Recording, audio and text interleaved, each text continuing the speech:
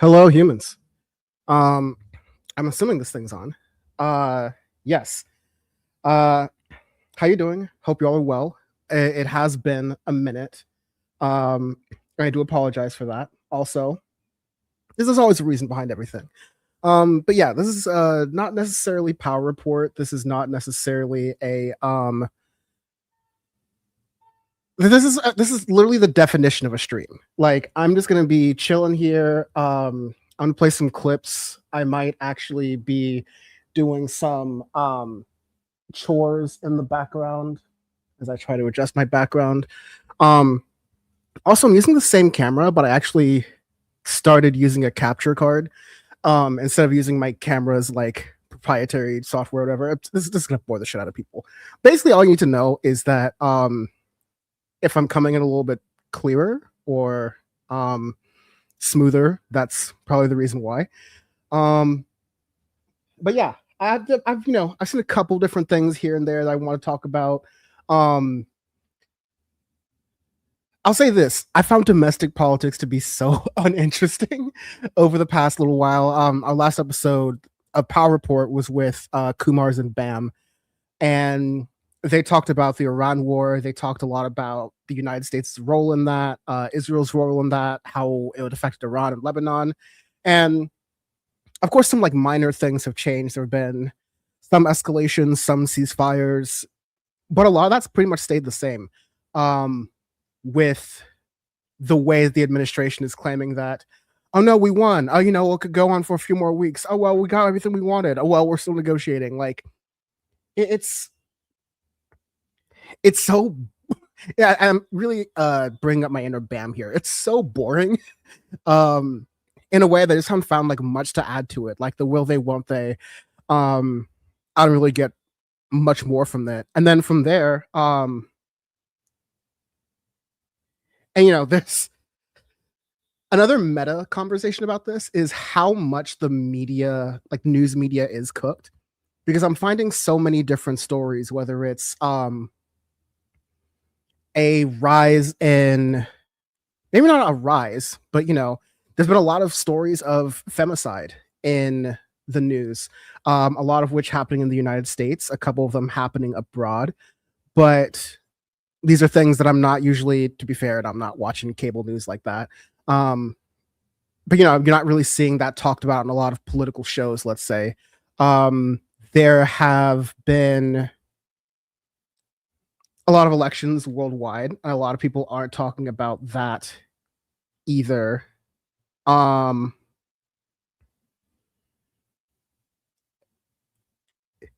There have been different things that are going on with ICE raids that are still happening that haven't gotten a lot of attention or like as much attention as they were a couple months before. Stuff going on in the Shield of the Americas, so-called, when it has to do with Cuba. And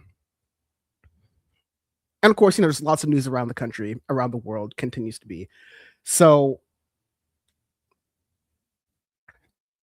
I say all that to say the things that people were talking about when it comes to media consolidation and journalists getting laid off and a bunch of these news outlets either folding or going under or being combined into other networks or being turned into, even more mouthpieces for the top 1% than they even were. Jeff Bezos, I think, gave that decree to the Washington Post, if you will, saying that the opinion section has to be pro-capitalism and pro-business. And I think I saw some article in the Washington Post that's like against AOC, basically trying to say that, AOC shouldn't hate on billionaires just because she's not one of the lucky ones. It was like something along those lines. I've got to try to look at. But yeah, I want to get this link up here. I'm a little bit rusty with doing this, but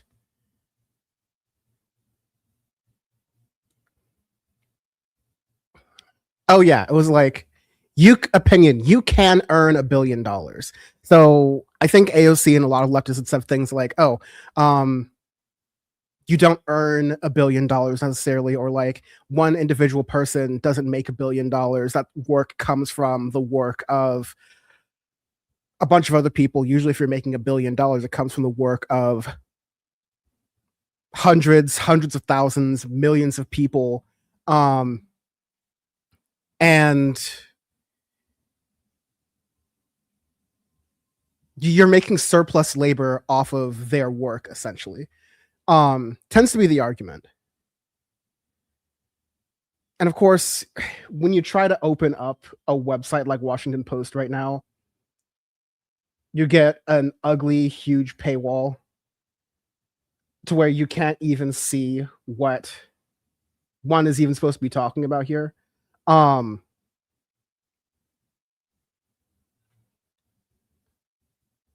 Like, it'll show it really quickly. You can earn $1 billion. Alexandria Ocasio-Cortez has a low opinion of human potential.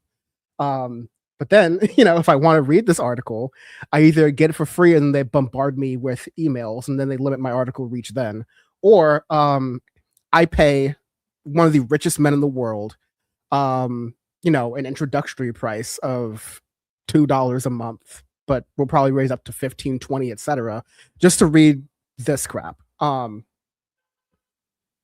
yeah, I forget.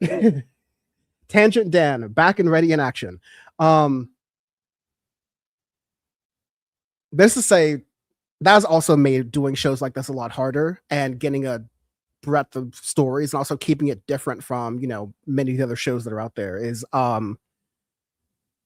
it's harder and harder to get information. There are fewer and fewer journalists out there. The good journalists are often behind a paywall, and so there are good news outlets I pay for. There are I got an Apple News subscription just so I can access Wall Street Journal and Bloomberg and things that I would otherwise have to get a bunch more subscriptions for. So I still keep up with those things in those ways, but news subscriptions are continuing to become more and more of even like a luxury item.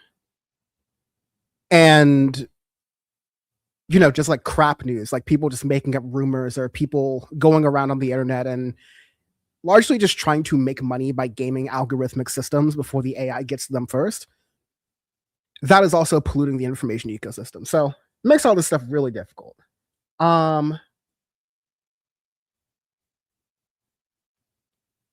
So yeah, I see the comments here. Thank you for all the good words. Good to see you, Bad Lefty. Monope Bam is here. I think he's recently even changed his name too, so that's kind of funny.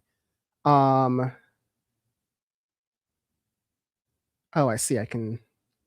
They've changed StreamYard around a little bit, so there's some new features that I should be using more. But yeah, I think if there's one thing I'll start with and go into is the elections in let me make sure that focus doesn't happen again. But the elections in the UK, because there is so much to be said about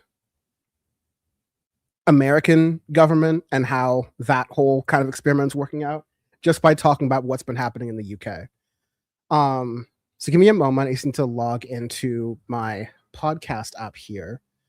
But basically the top line is that the top line is that in the in the UK, and let's, for the sake of making this easier to explain, let's not talk about Scotland's individual parties or Northern Ireland or Ireland's individual parties or Wales's individual parties. Let's just talk about like the big four parties, because like those individual parties are very representative in those respective places that I just described. But the big story is England, while it is much closer to a multi-party system, a multi-party parliamentarian system that you see in a lot of different European countries, or ex-European countries in the case of the UK. The UK has also largely had a two-party system, maybe even generously a three-party system. With the Conservative Party, they're also known as the Tories, just like the Republicans are known as the GOP. It's just a historical thing. Then you've got the um, Liberal Democrats, and then you've got Labor. And you have a Labor Party. They are left of the Liberal Democrats. You can think of the Lib Dems as center and the Conservatives as Margaret Thatcher, Ronald Reagan plus. Um, and that's kind of like two and a half party system has been fairly entrenched in England for a very long time. Labour has started to make some gains. Keir Starmer was seen to be like some sort of a possible shot in the arm for the left Labour movement in England. But he has more or less become a Joe Biden sort of Hillary Clinton figure, where he doesn't even have the sort of like theory of change in the style that a Barack Obama might have, maybe the swagger, if you will, or the theory of change or swagger of Zoran Mamdani even might say, to use a more modern term or a modern type of person. But in addition to lacking that, he's also governing very much in a moderate way. Whereas other countries have stood up to Donald Trump, even allies, Canada, Spain, Germany, etc. They've been willing to put Trump in his place, especially during the second term when he's done crazy things such as illegal and unlawful tariffs, or illegal and awful wars and bombing campaigns, or illegal and awful, attempts to annex Canada, Greenland, Venezuela, Cuba, all these other different things. And there are a lot of people in England, centrists, but also the left, who are angry at Labour for, not standing up for this a little bit more. Meanwhile, similarly as in the United States, I know for bad lefty who's watching, I'm not really explaining anything new here, but similarly as to the United States, the Tories, the Conservative Party, is being outgrown by a further right sort of coalition. So you have like the MAGA sort of movement that is kind of branched off from the Republican Party, although because America's two-party system, the MAGA movement, even further than that, some of the white nationalist movements that are within the right-wing ecosystem right now and have gained a lot of prominence, your Tucker Carlson's, your Nick Fuentes's, your Candace Owens's, and notice how I'm talking about non-white people who are still white supremacists or like promoting that sort of politics, because that's really how it is.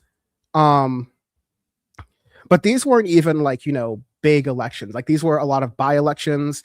These weren't, how would I put this? These weren't, like big general elections where like the prime minister and everything is like actually being sort of challenged here. So let's see.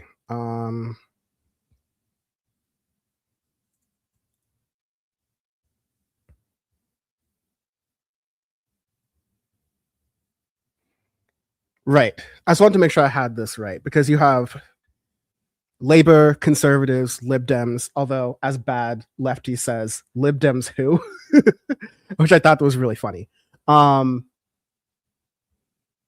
then you have Reform, because I forgot there's like UK Independence Party, there were all these other different movements, but Reform is essentially your MAGA right. They make the UK great again.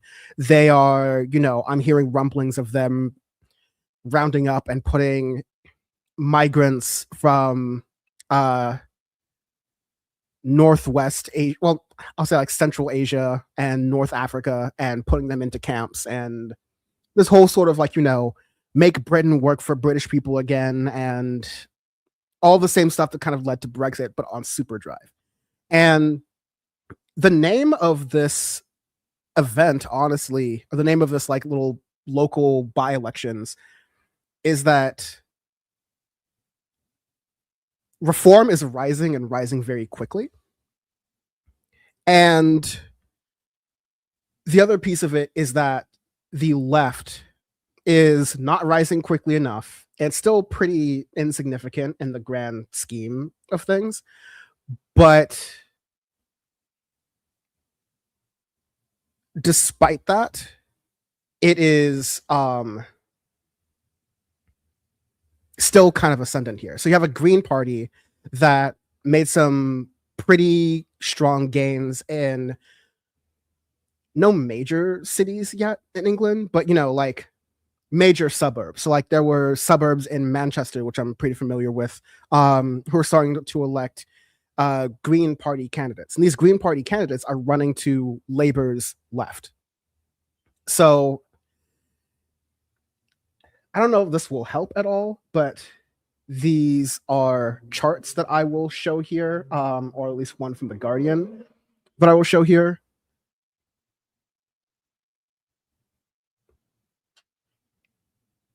And you can see vote shares for Labour over a long period of time. Let me see. Can I move this? I guess I just gotta switch it somehow. Oh well. I'll do this. Yeah, that just seems to work a lot better.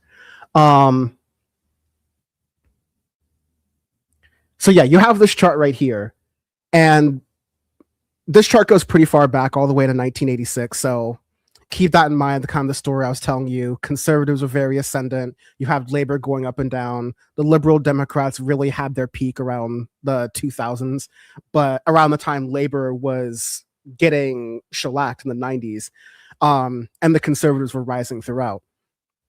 Then in this kind of corner near the end here is when a lot of interesting things have been happening. So you see Labor and the conservatives kind of beating each other out, but also all kind of going to a race to the bottom. And there are really only two parties here that are seeing a strong, really rise anywhere. And that is the Greens, which are naturally in green down here. Started late, but they're very ascendant. And you also see this sky blue line, and that is Reform. So that's your MAGA of the UK.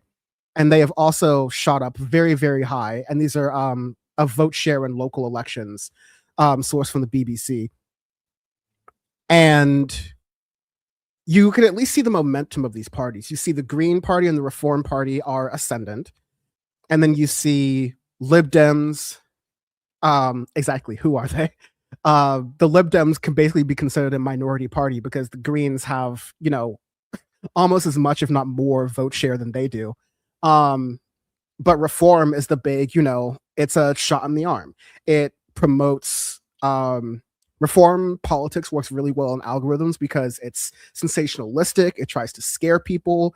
It tries to convince people that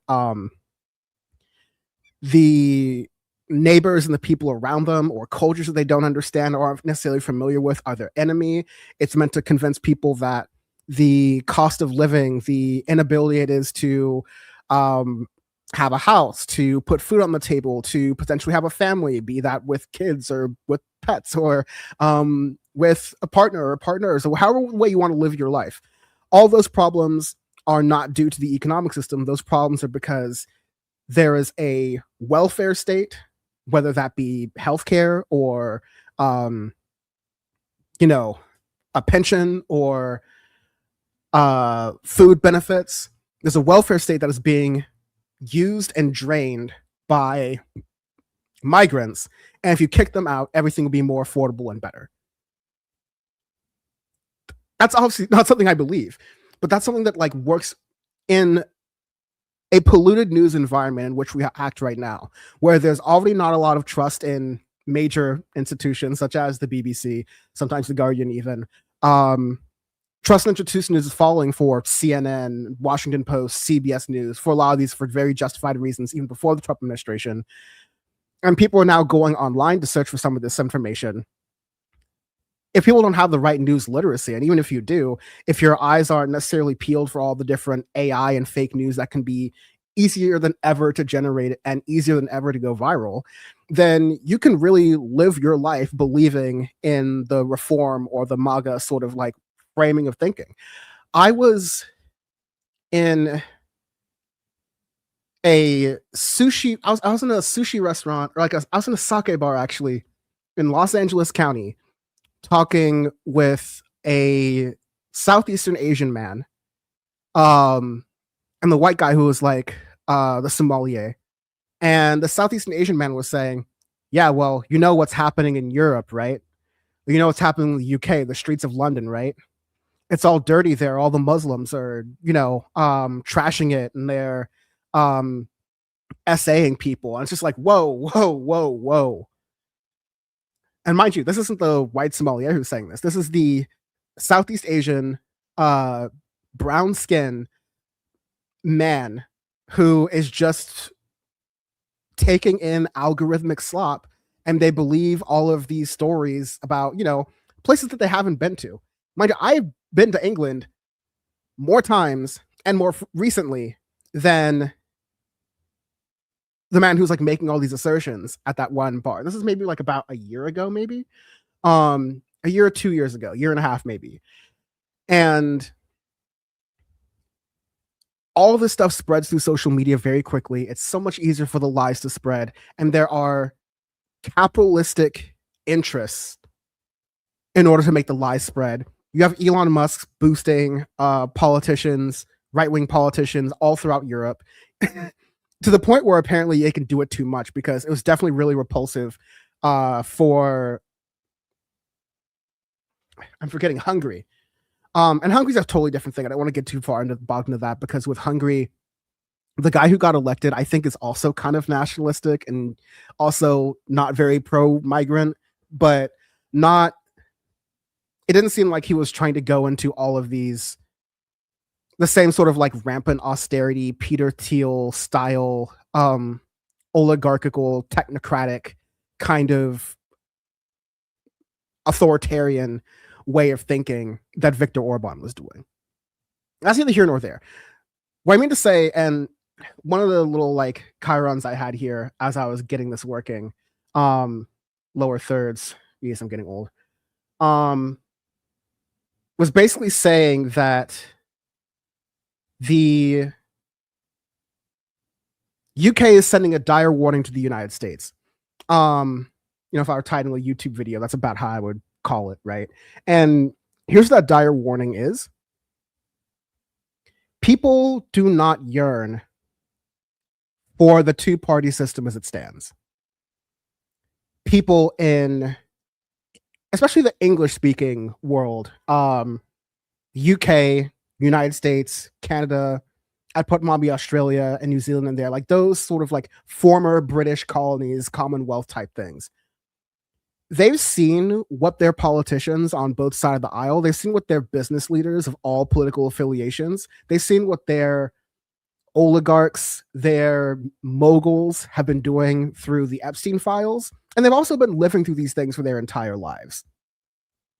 Like, these things have been pretty clear for people at the Obama position or to the left for at least 20 years. That the two-party system is not something that people tend to agree with. When I was traveling across the country on a road trip, kind of solo, for a video that I hope I can eventually release, I talked to a lot of people, and I didn't really tell them who I was most of the time or what my political leanings were, but I was able to use certain buzzwords and phrases to get people to basically say like, oh yeah, well, I don't like any of the parties. I don't like any of those people. I don't really like the president or whatever. And I was doing this in a lot of really, really red places. So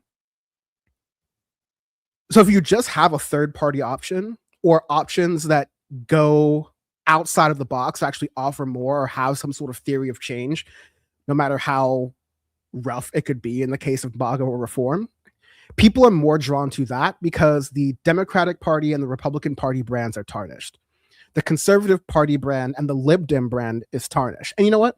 The Labour brand is also now starting to become tarnished as well in UK politics. Andy Burnham, who was the mayor of Manchester, is, I would kind of call him like maybe a Pete Buttigieg. If Pete Buttigieg was like a little bit further to the left, that's kind of Andy Burnham.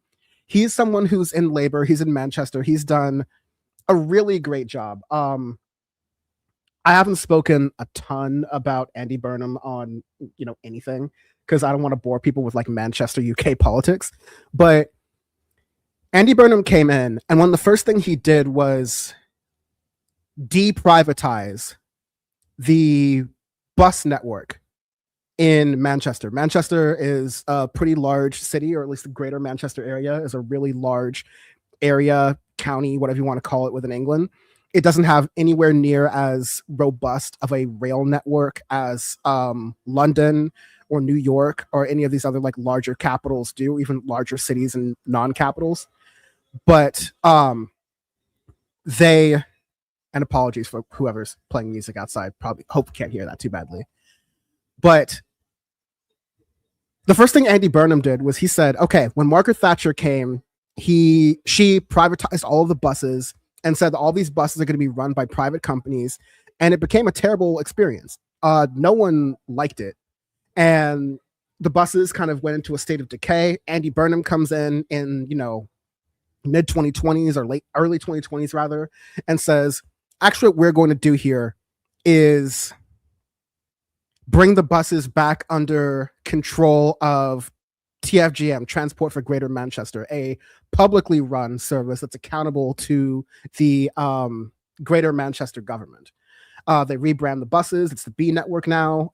They bring the trams under the system. And now the buses are cheaper.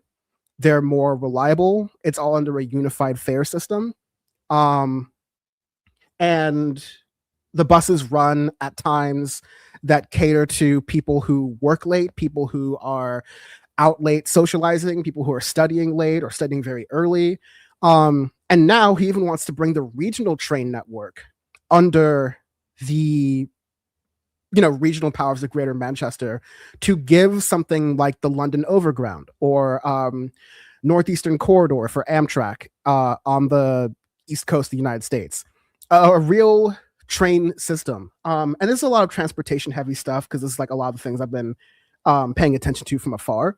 But in just a couple of short years, Andy Burnham has kind of taken this sort of let's show what government can do, and let's make those powers work for people in a way that has made him one of the favorites to lead the Labour Party. Now, he can't do it because he's currently the mayor for Greater Manchester and he doesn't hold a seat in Parliament.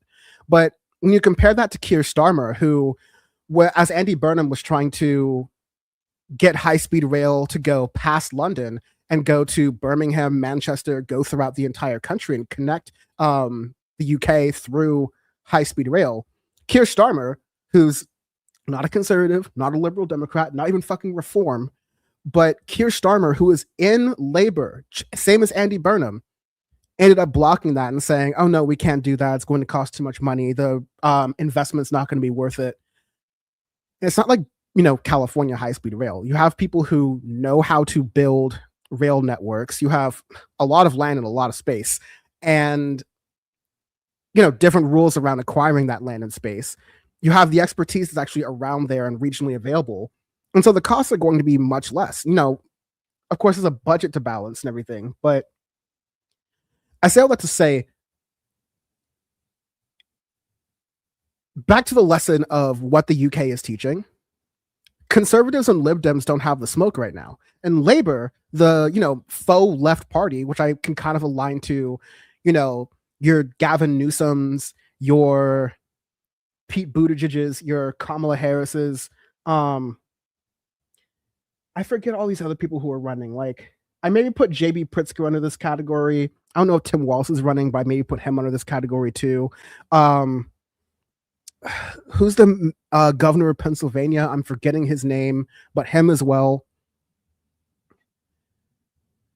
This watered down, I'm going to be Labour in name only. I'm going to accept some ideas of the left just so I can get their votes, but I'm going to govern like a milquetoast liberal Democrat, or worse, a milquetoast but slightly motivated conservative. That stuff's not working. The energy in the UK is going towards the Green Party. It's going towards reform, unfortunately. And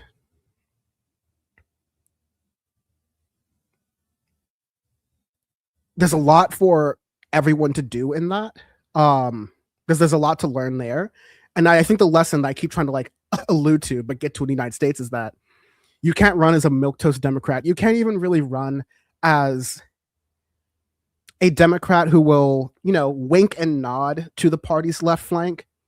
You have to kind of embrace it, and not just embrace it, but have a theory of change, as in having ideas of what you want to do and then setting out to make those ideas come out to be a reality. Have plans, but really just have the passion, because the plans are for when you're elected. You can scope some ideas out, and you don't want to be like wildly off, like, oh, these are outside of your powers, or oh, this is impossible, or oh, this has been tried, it doesn't work yet. Which reminds me about California politics, but I'll get to that later. You need people who are advocating for things. Graham Plattner, Alexandria Ocasio-Cortez, Zoran Mamdani, Kenneth Mejia on the West Coast. I'd throw Nifia Rahman in this category. I'd throw Ray Wong. Both of them are running for mayor in Los Angeles, and I have some thoughts that I'm going to leave till later for that, truly, because believe me, I have thoughts. But the really key piece of it is these politicians are getting a lot of attention. There's Abdullah Saeed in Michigan as well. There's Shaikat. I don't think I'm pronouncing his name correctly, but there's someone in San Francisco who's also doing stuff. So it's like there's energy all across the country for people who are willing to make some sort of difference. And that can be on the Green side, that could be on the Democratic Socialists of America side, or that could be on the Reform side, that could be on the MAGA side, that could be on the white nationalist side. Now, America is different from the UK still. UK has a parliamentary system, and so DSA is not going to be a political party anytime soon that is able to get, 10% of seats in the House or 20% of seats in the House. What is more possible is that within the Democratic Party, just like you had a progressive caucus, there could become a Democratic Socialist caucus within the Democratic Party. And if they start to do the things that, like the Progressive Caucus has done in its best days, then they could be a really formidable voting bloc and use that not just as a way to recruit and build power and eventually win more seats, but also start to bend the frame of politics more towards their direction. Because if votes can't get passed and think people want and need things to get done in government, it sounds weird right now because of the way the left-right framework is and how tight the margins are. But the way you get out of that is by breaking through in this way, like the Greens are starting to do right now. So, right, I was going to play a little bit of a podcast here because that was going to make things a lot easier for me in explaining all this.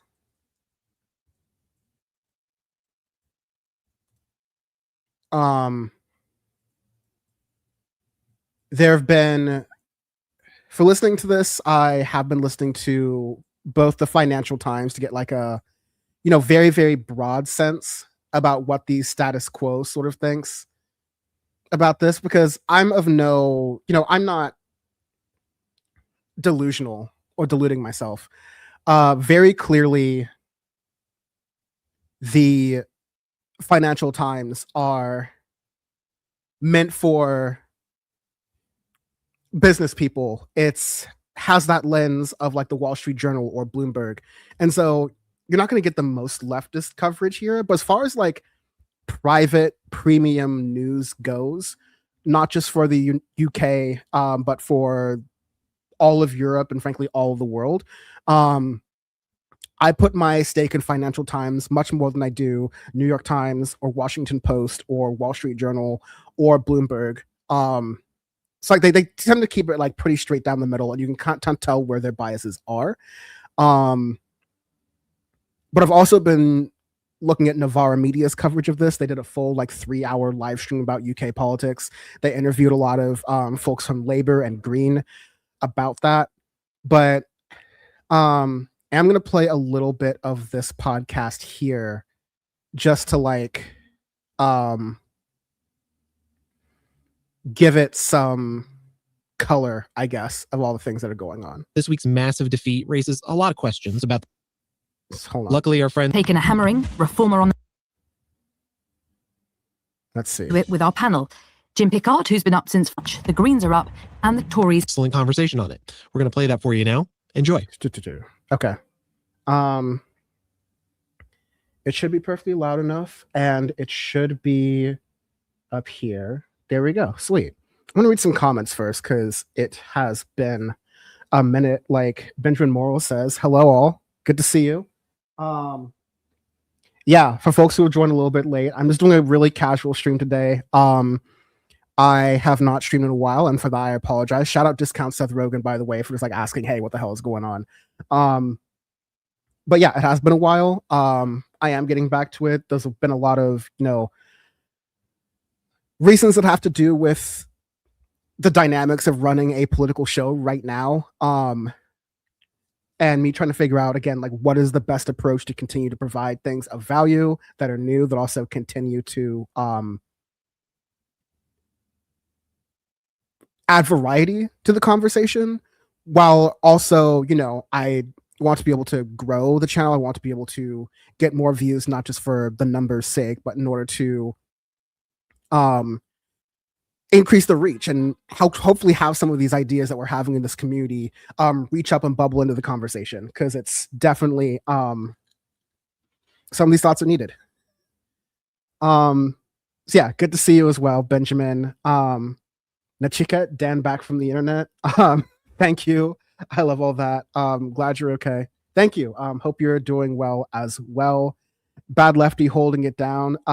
Thanks for A, being awake, and B, dealing with me as I go through trying to trudge through and explain American politics UK politics as someone who has the UK political understanding of literally a third grader or someone in year 4.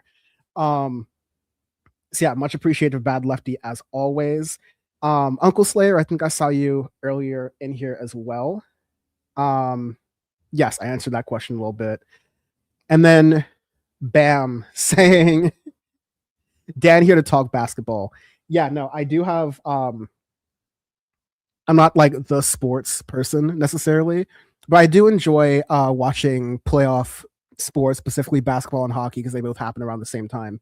And, the dynasty teams aren't the ones who are like the presumed winners right now. We actually have a really interesting sort of race with some new comers in both hockey and basketball. So I will be, maybe I'll slip in some of that talk, but I know based on the audience I've curated during most of this time in my life where I have not given a damn about sports, I'm not going to talk about that too much. Anyways, here is some of that bit from the Political Fix podcast I was talking about earlier. Hello, it's lunchtime on Friday. Results are still coming in, but Labour have taken a hammering, Reformer on the march, the Greens are up, and the Tories have suffered heavy council losses, but clinched several wins in London. I'm Lucy Fisher, and this is Political Fix from the Financial Times. Let's get straight to it with our panel. Jim Pickard, who's been up since 4 a.m. Hi, Jim. Lucy, how dare you? It was 3 a.m. How dare I minimise your sacrifice of sleep. Stephen Bush, who eclipses you, Jim. He's been up all night, haven't you, Stephen? I have, yep. So I might start to sundown during the pod, but Halfway through. And down the line from Manchester, it's Jen Williams. Hi, Jen. Did you get much sleep? I worked through for midnight, and then I did try and get to sleep. Then the doorbell rang after about an hour. So yeah, I don't know what that was, but it didn't make me very happy, and I'm not very awake. Okay, well, you're all slightly showing me up. I feel a bit embarrassed because I had 40 winks and I woke up at 7 a.m. to check in on all the results, dash to the office and get on it. So I wish I could pretend I'm as frazzled and over-caffeinated as I presume you guys are. As I mentioned, vote counts are happening as we speak, but there are some clear themes emerging. Jim, give us a snapshot of where we stand. So the theme is pretty much what we've been anticipating for months, but seeing it crystallize in front of our eyes is obviously fascinating. Now, as of lunchtime on Friday, Reform is over 400 seats up, Conservatives around 200 down, Labour down somewhere over 250, and the Benjamin Morrill saying, so how shit is Reform? Yeah, I was talking about this a little bit earlier in the stream, so I won't recap it, but the easiest way I can describe them is British MAGA. In both the way they think and their tangible political power. Reform has basically decided that the Conservatives are too feckless and too weak and not strong enough on issues like quote unquote putting England first or putting Britain first necessarily, and wanting to have separation from the European Union, even though that has destroyed the UK economy. And the main premise for staying out of the European Union is keeping migrants out. There's a lot of rhetoric about putting migrants in cages, just like there is in the United States. So Reform doing well is not great. And they are doing well, but the only other party that has a similar amount of momentum as Reform, although they don't have anywhere near the same amount of seats, the only party that has a similar amount of momentum is the Greens. And so Labour either needs to think of a way to appeal more to Green voters so that they can start to build a coalition with them, because it looks like Labour will still have more power and more seats in the short term. But I think that also involves major changes with Labour. And I think they're going to kind of start to talk about it here, and if not here, in some of the Navarra media clips that I'll play in a moment. Greens have got modest gains, but then the Greens are still waiting for the inner city London seats to come through. And the Lib Dems have had a sort of okay-ish performance. But and another thing is that similarly to the United States, the UK, a lot of the thinking about the Greens is like the thinking of DSA, like, oh, that's for upwardly mobile or downwardly mobile, highly educated or overeducated college students in their, late teens to mid 30s. They don't feel like they all congregate in big cities. They're all, queer or non-binary or mixed race or something like that, or like have interracial relationships. Like that's the stereotype. Like they're the woo-woo socialist, whatever, right?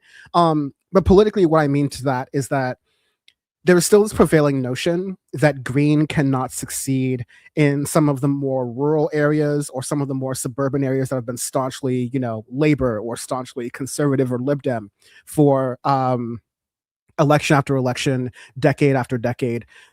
That's kind of the thinking that is the prevailing wisdom that I seem to be getting from UK politics based off of what I've analyzed. And again, I encourage folks to check out the Financial Times for a lot of this stuff, but also Navarra Media, which I'll be playing in a moment. What you are seeing, though, is similarly to the United States, where you have people who are running on DSA platforms in places that are, wealthy Democratic strongholds, and also, left-leaning Democratic strongholds, but also places that are a little bit more, I wouldn't say politically moderate, but definitely politically disconnected from the two-party system and kind of turned off from MAGA. And, hence like Graham Plattner's success right there in Maine, which doesn't necessarily scream Democratic state, but also doesn't scream like MAGA white nationalist state necessarily to me either. So yeah, that's some more context. I will get that there. Hello, Pinkerbell. Good to see you. We were just talking a little bit about UK politics, the lessons that can be learned from UK politics for US politics, both about MAGA and about the DSA sort of left of progressive left.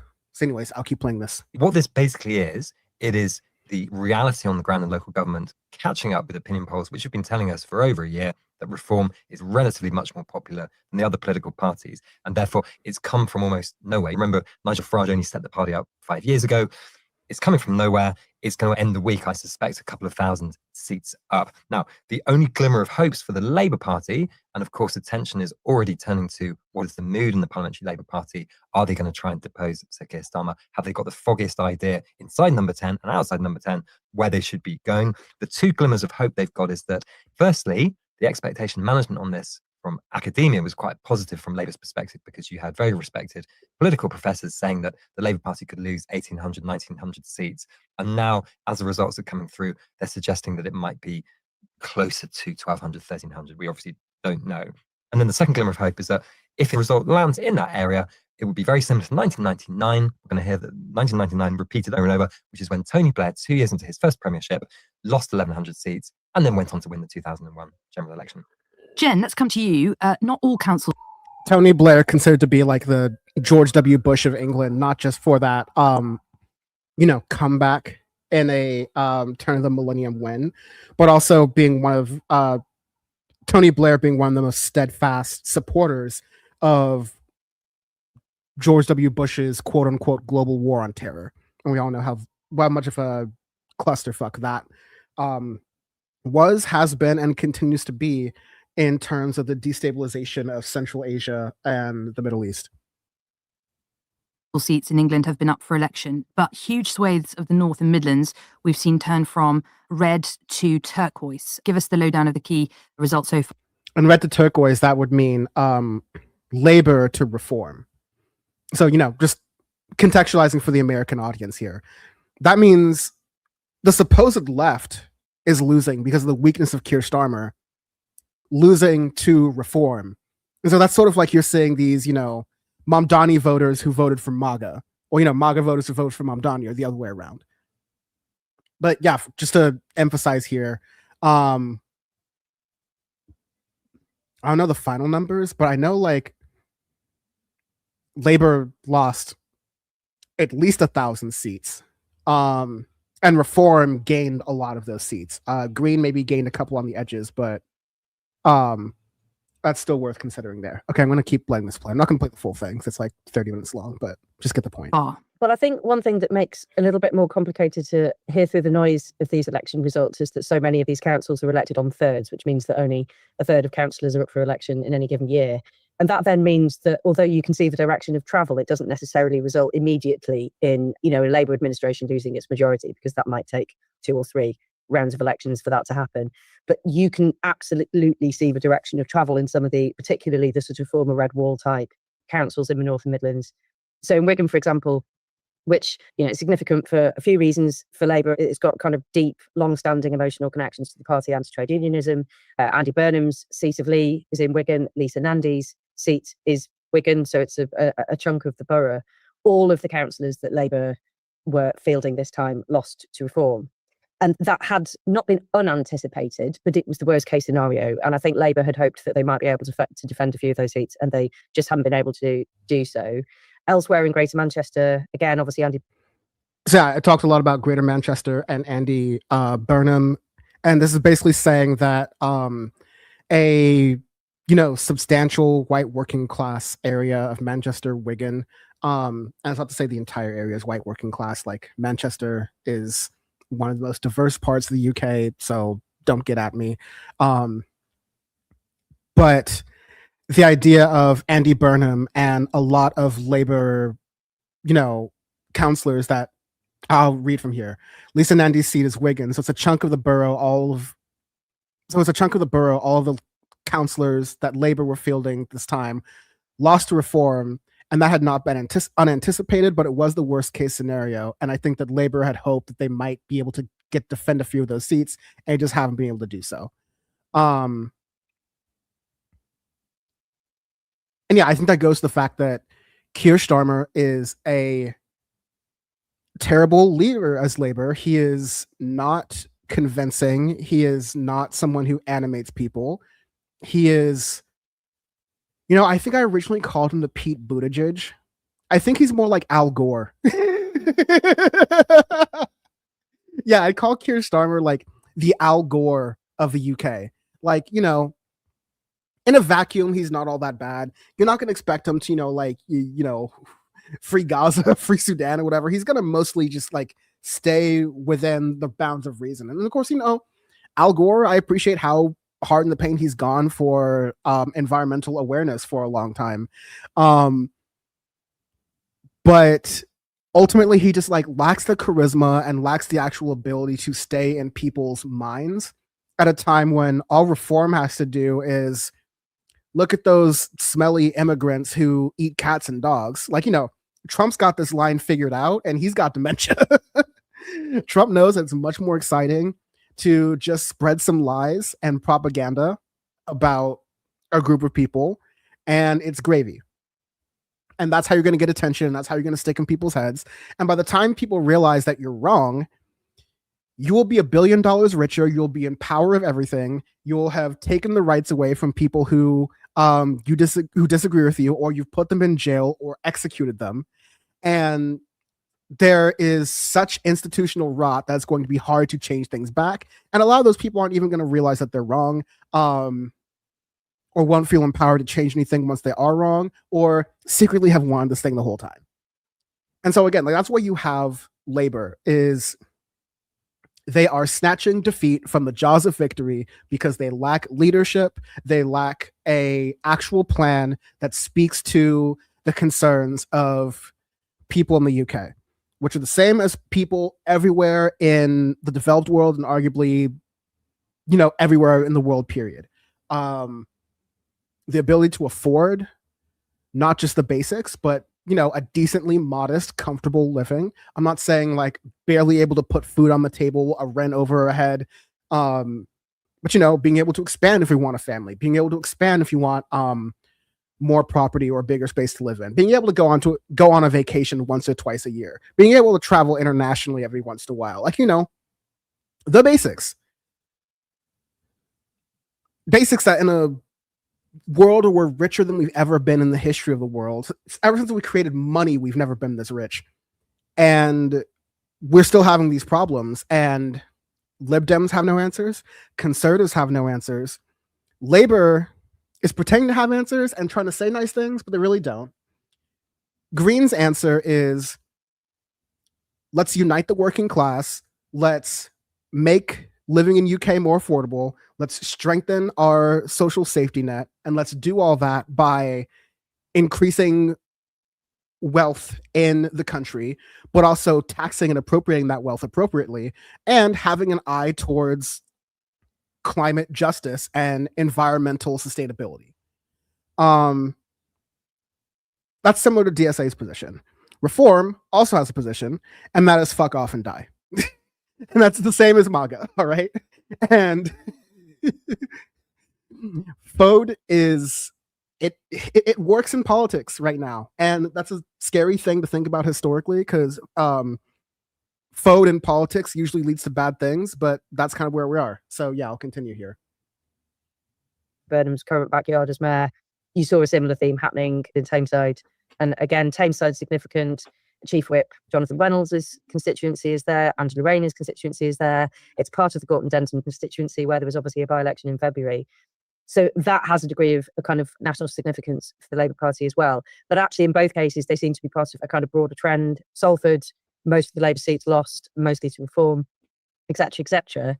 And then also over on Merseyside too. And this kind of, I'm sure we'll get to the Andy Burnham story and where he ends up standing, but you can see a similar pattern in Halton and Merseyside. And today, St Helens, which is one of the specific places that has been tipped as a potential seat for Andy Burnham to stand in if he wants to go back to Westminster. That's unusual in that has an all-out election this time as a one-off. So that means that all the councillors are up, which means that it could flip entirely from Labour to Reform. So although not all of these councils are going to change hands overnight, you can very much see which direction things are going in. And I think the other thing, just to add on some of the results here that haven't yet come through, we haven't seen the northern cities yet. And in northern cities, like Manchester and Leeds, Labour are defending seats both from Reform and from the Greens. The early signs from Salford, which has seats right on the border of Manchester city centre last night, it was the Greens are getting purchase in those sort of urban professional wards. So here it couldn't so far have been an awful lot worse. Stephen, so far Labour's losing about 70% of its seats. Governments almost always do badly in midterms, but is this worse than expected? How bad should we read it, given that Jim pointed out it's falling short of some of the worst predictions from analysts? It is falling short of some of the worst predictions, but it is worth noting that although numerically it looks like the Labour Party will end up with it being able to go, oh, look, if you look at the numbers we lost in 99 and the numbers we've lost now, they're about the same. In 1999, they were defending a much larger number of seats, right? So in percentage terms, this is an apocalyptically bad set of results thus far, right? I really cannot overstate enough that this is at the upper end of what we're doing. This is a record-breakingly bad election. Unless everywhere from here, stays red, we are talking worse than Margaret Thatcher in 1981, which is that is the floor standard to beat. That is the worst performance by a government that went on to be re-elected. So this is far worse than your usual off-year blues for the Labour Party. I think it isn't the figure that Labour's currently losing about 70% of the seats that they held, whereas I think in 1999 that figure of 1,100 was only about 23%. Yeah, exactly. Yeah, it's a much smaller number. Now, if I were a Labour spinner looking for something that was both positive to say but grounded in some truth, the interesting thing is thus far that is a better performance than what they have done in individual council by-elections, right? Which, if your argument is, look, in local elections, people know that they can kick the boss, particularly in large chunks of the Northwest, Jen says they elect in thirds, so it does not matter at all, right? Your Labour council's not going to change at all. One of the things they tried to do in lots of their leaflets across Greater Manchester was do a kind of like, hey, remember to have Andy on the front page, basically going like, re-elect this guy because the combined authority means that the local authorities really do matter. It does appear thus far, with the important disclaimer that most of the London councils haven't declared yet, that in London, which are all up and where therefore it's not just an expressive vote, you are actually going to change your council. Labour have done a better job holding off the Greens, and the Conservatives have done a better job holding off reform than they both have in places which are demographically similar but are not all up. So I guess what you could say is this does show that people are less likely to abandon one of the big two parties when it's an actual question of who runs something, which of course will be the thing that Labour will tell itself, and it will be different in 29 because that will be about who runs the country rather than kicking Keir Starmer. But Jim, we've heard Nigel Farage come out, call this a historic election. That's fair for reform, isn't it? It does feel like this is the death knell for the two-party system and that a fragmented multi-party landscape is now here to stay in England. And of course, that's something we've already seen take place north of the border and to some extent in Wales too. Yeah, I think Nigel Farage has every right to sound and feel triumphalist right now, because who wouldn't be impressed by a party that's gone from basically nothing to being ahead in the polls, taking a couple of thousand council seats. We haven't got the Welsh results yet, but they'll probably become first or second in Wales. They're probably going to displace Labour in Scotland. Let's not forget those votes are happening as well. And so, of course, he has every right to be feeling extremely happy. The big but, as Stephen alluded to earlier, is that people vote differently in local elections to how they vote in national elections.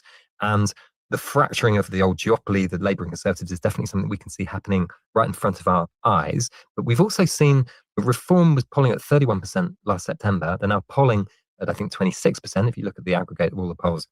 Now, that happens to be enough right now to basically win with a pretty clear sweep when the other parties are even more unpopular than you. But if the party can lose 6 percentage points in half a year, the polls can keep moving and people's intentions and how they vote can keep moving. Jen, I noticed blogging through the night, you were ahead of the pack in noticing that turnout appears to be up. Is that a phenomenon that's been borne out? And what's that all about? We hear a lot about the anything but reform brigade and it potentially galvanising progressive liberal voters to come out. Is that what's happened here if turnout really is up? But I think the trend was sufficiently pronounced that late afternoon I was getting messages from people out campaigning and following this in councils of different parts of the country saying turnout is definitely up.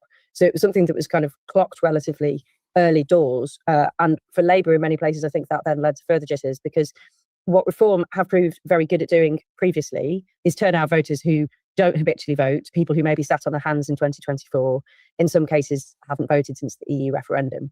And there is some suggestion that is partly what was going on here, but it's a little bit early until you know how that played out in different places to actually know what turnout was driving what's in what location. But certainly Professor John Curtis was saying last night there was every reason to think, certainly in some places, as a result of that knack that Reform have got to get non-voters to turn out to vote for them, that should be good for them. But that's not to say that in places with different makeups that it couldn't benefit the Greens, for example, or that there may be a sort of, in some places, a sort of stop Reform votes going on as well. And there were definitely kind of differing views, I think, among experts overnight as to exactly what it is that's going on. Stephen, let's talk about the Tories now. They've had they kind of continue to talk about the Conservatives, and the best thing you could say about the Conservatives is that in places that are outside of the big cities that have been Conservative strongholds, similarly to places that have been Lib Dem strongholds, that factor that you see in America tends to happen, where people tend to like their elected leaders, and those are a little bit harder to get away with. But in urban areas where you have a lot of people who may have a lot of social media backing, or again, like a constituency that is more apt for change. I'll say another thing about these constituencies. Places where there is an opening or where there are opportunities for Green Party or DSA adjacent sort of leftists in politics aren't necessarily just places where you have big cities, but there are places where you can kind of see firsthand the rapidly shifting political economy, and you can experience how it's affecting you. And I don't mean to say this in a very elitist way, because I can already kind of like counter critique myself, because if you are not living in one of these highly dynamic areas of the country where you're on a train or you're walking down the street and you're actually hearing some of the people who are making some of these wild decisions about the economy and the way they're thinking in passing conversation, like, I don't want to discredit or belittle the fact that these material feelings are felt all throughout the country, all throughout the world, whether you're in like a more rural area or not. I think what I'm trying to say here is the places where you have that right mixture of a population that is ready for change, oftentimes younger, a population that has seen where the political economy is going and has a little bit of an ability or a language or an understanding of what that's doing to us and where that's going from here. Those are the places that are tending to choose green and choose DSA style candidates. And I think that's just one of the many lessons here, like one of the big lessons to look at is that candidate has to have a theory of change, to have to actually propose solutions that are big in thinking and address the lived conditions of people in an environment. And they need to take that message to the people wherever they are. And that's where the success is going. Where that's not happening as quickly is where you have some entrenched power. And so, yeah, that's something to think about. And, again, that's not a critique of any places that are experiencing that. But there are so many leftists around the world, around the country, around both countries, or both regions, as we're talking about here, both the United States of America and the United Kingdom. People who consume leftist political content are everywhere. And even if you're not going to run for office, if you're going to, stand for something or infiltrate into your local body politic or political system to potentially have influence over who does run for politics and who does kind of carry that banner into the legislative arena, do it. Like, please do it. Like, if anything, this show and this channel and, my own political brand have stood for, if you need to take some time away from, this online left community in order to, get it cracking and start like making some real change, like, we forgive you and we'll welcome you back, and please give us updates. But that's the important work that needs to be done right now. That's the stuff that's going to move it forward. Not just pure consumption alone. That being said, I did want to go to some of Navarra Media's coverage on this. Now, they are more like abashedly left. So I appreciated getting their perspective. I have to be like a little bit less on guard for some of the things they're saying here. Because, it's not like that FT sort of spin, but still, it is great. And my crush on Ash Shakar remains undefeated. Anyways, let's continue here. Here's a clip of Nigel Farage speaking, because I know someone in chat was like asking, is Farage still relevant? More than ever, my friend, more than ever, unfortunately. So yeah, I'll play this Navarra Media clip of Nigel Farage speaking, and then some of their analysis of the recent election as well. In the London borough of Havering, and which Reform won control of this morning. The pattern that's emerging over the country is that Labour are being wiped out by Reform in many of their most traditional areas. And what you're going to see later on today is the Conservative Party being wiped out in their heartlands like Essex. So London goes a bit against the trend in that the Conservatives and Labour have held up in some of the other boroughs. But I think overall what's happened is a truly historic shift in British politics. After a bruising week or so, there's also lots of reasons for the Greens leader, Zach Polansky, to be in a good mood. He spoke to Sky earlier today. In many places, your biggest contribution might be splitting the progressive vote, paving the way for reform. Are you comfortable with that? I would reject the idea that the Labour Party are a progressive vote. The Labour Party, since they got into office, have continued austerity. They tried to cut disability benefits. We had more children going into poverty for far too long. They brought Peter Mandelson into the heart of government, and we've seen an ongoing genocide in Gaza. So the idea that this Labour government offers any kind of progressive politics, I think, is for the birds. And actually, anyone who's on the left in politics, progressive, or even just wants the politics of common sense, where we're redistributing power and wealth away from multimillionaires and billionaires and putting it back into our communities, that's a vote for the Green Party. And what I'd say to anyone is, we need your help, and today is a brilliant day to join the Green Party. So what about our Prime Minister Keir Starmer, who many Labour figures now hold responsible for today's total wipeout? Here's what he had to say. Let me be clear, these are really tough results. I'm not going to sugarcoat it. And we have lost brilliant Labour representatives, people who put so much into their communities, so much into our party and our movement. And the voters have sent a message about the pace of change, how they want their lives improved. Labour was elected to meet those challenges, and I'm not going to walk away from those challenges and plunge the country into chaos.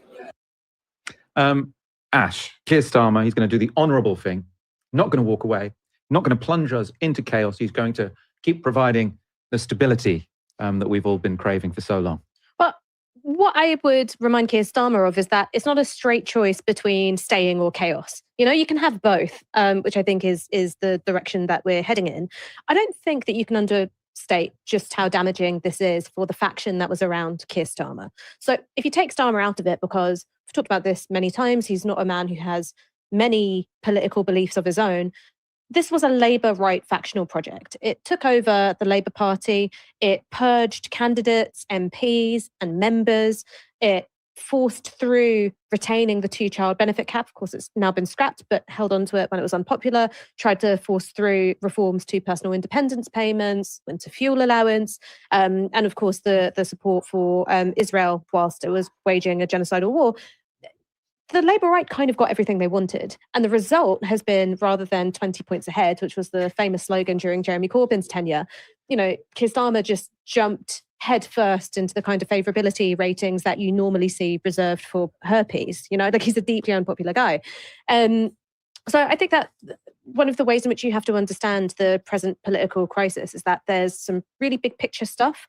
Failures of privatisation, of collapsing living standards, a sort of parasitic model of the economy where wealth just gets, money just gets extracted out of public systems all the time. But then there is an internal Labour story as well, which is one faction won, and they were like a machine that could only do one thing. They could only take over the Labour Party. They didn't actually know how to run a country, govern a country, or do what's popular.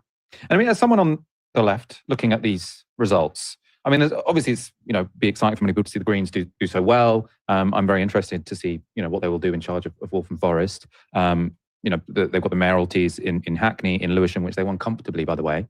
We're yet to see the full council results in some of those places. I've just seen on the screen up there that Islington Labour have held.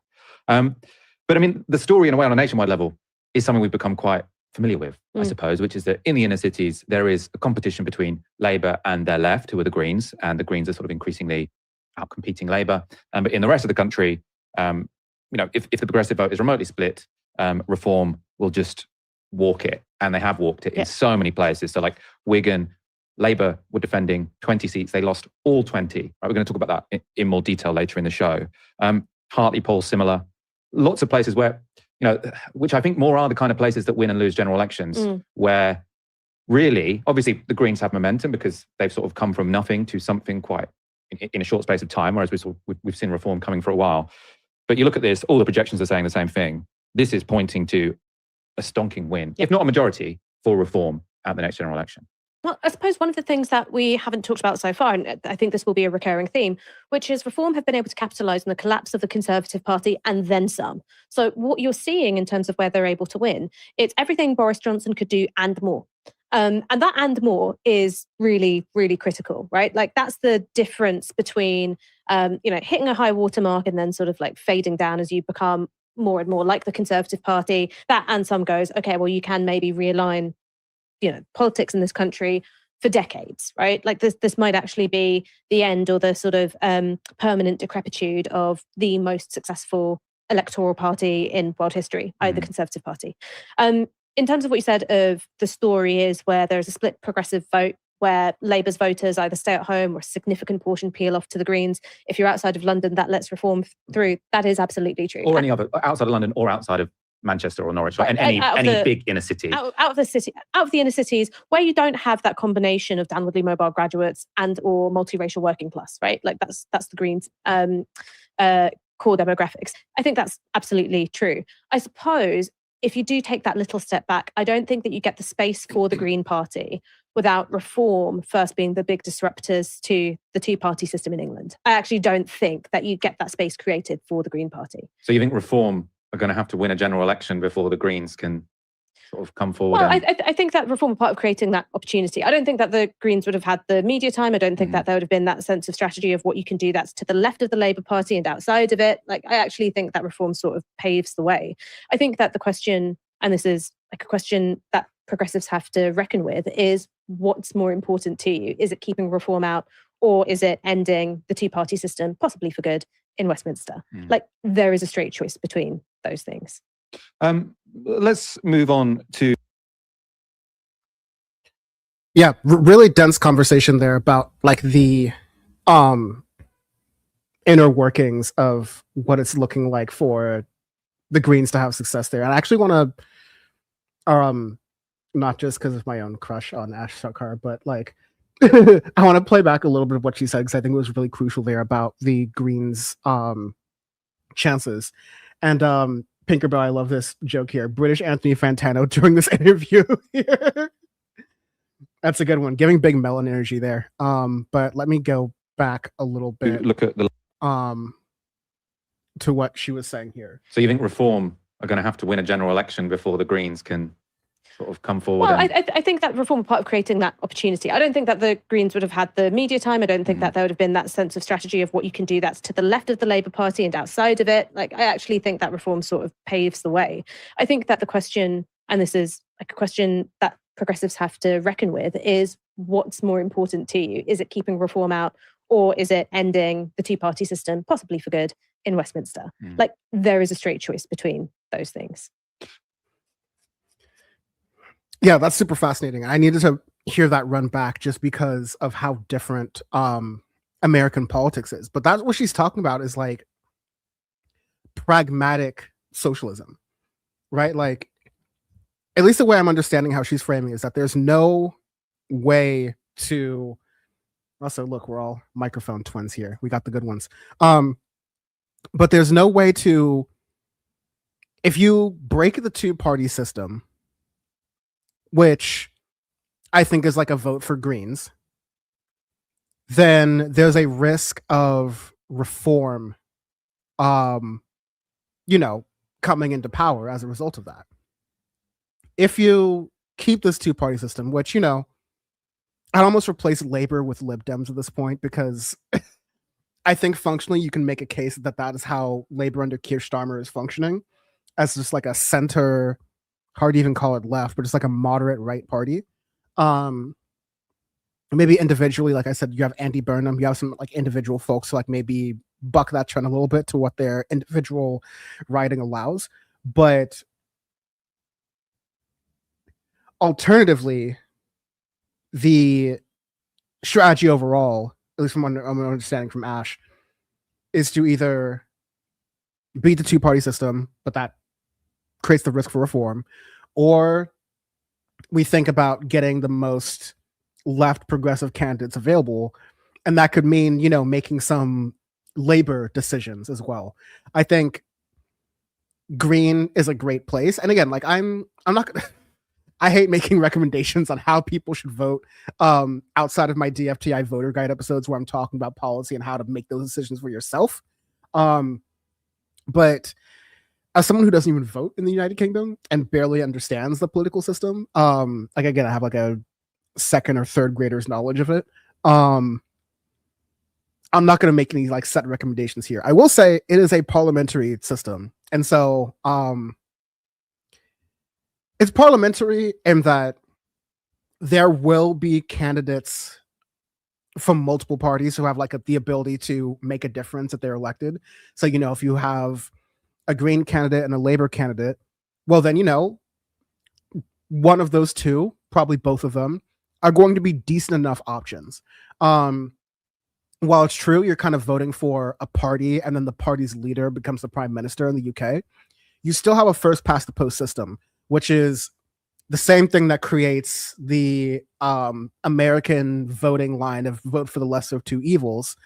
It's not exclusively to America, but you get my point here. We use it a lot in American politics. What that does mean is that when you don't have ranked choice voting, you can't say, oh, I want Green as my first choice and Labour as my second choice. So I think the UK would be very funny right now politically. But you have to vote for who is most viable to win. And if you vote for Greens, you might peel off some Green candidates here or there. But in some cases, if you think about Labour and depending on your riding, depending on your council district or whatever, you put your eggs in that basket and then you just keep them on a really tight leash, which in British politics, you have more of an ability to do than American politics for that matter. Yeah, things seem to go like pretty chill, honestly. So that's just like fascinating to me. That they're kind of having the same conversation that we're having in the United States about how, oh, vote blue no matter who, or vote red no matter who, or whatever. And these conversations are being had in the UK, which I think is having a very contemporary moment to the United States. I think a lot of countries are. I just happen to pay a lot of attention to UK politics just because of my own upbringing and background. And of course, that's on top of US politics. But even though this isn't Power Report, I like creating these examples and saying, no, you cannot one-to-one direct or compare American politics to UK politics or American politics to any other place. It's like rule one of Power Report. Don't assume that whatever's happening in another country is exactly what's happening over here. However, people are not all that different. What their wants are, what their needs are, the whole thesis of Power Report, what is power, who wants it, who needs it, who's trying to get it. And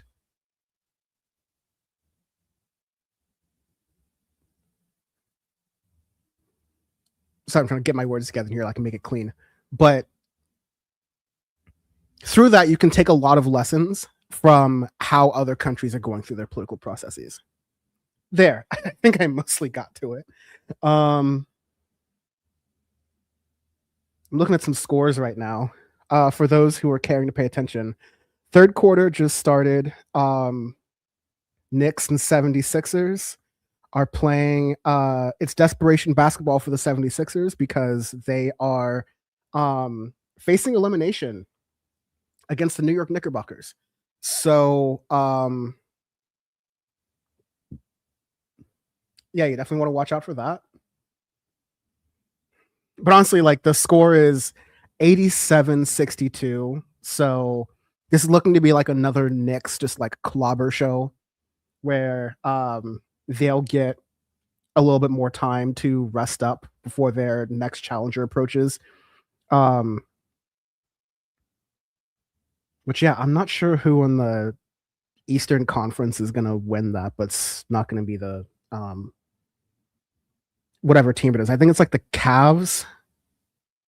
There's Spurs Timberwolves.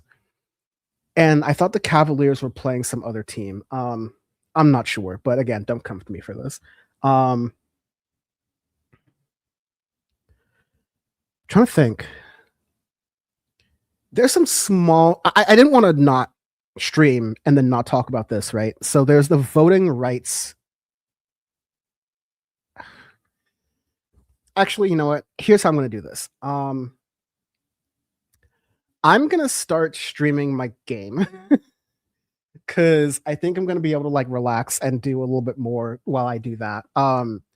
If y'all haven't seen me do this before, I thanks to Sean from AudioFace, have been obsessed with this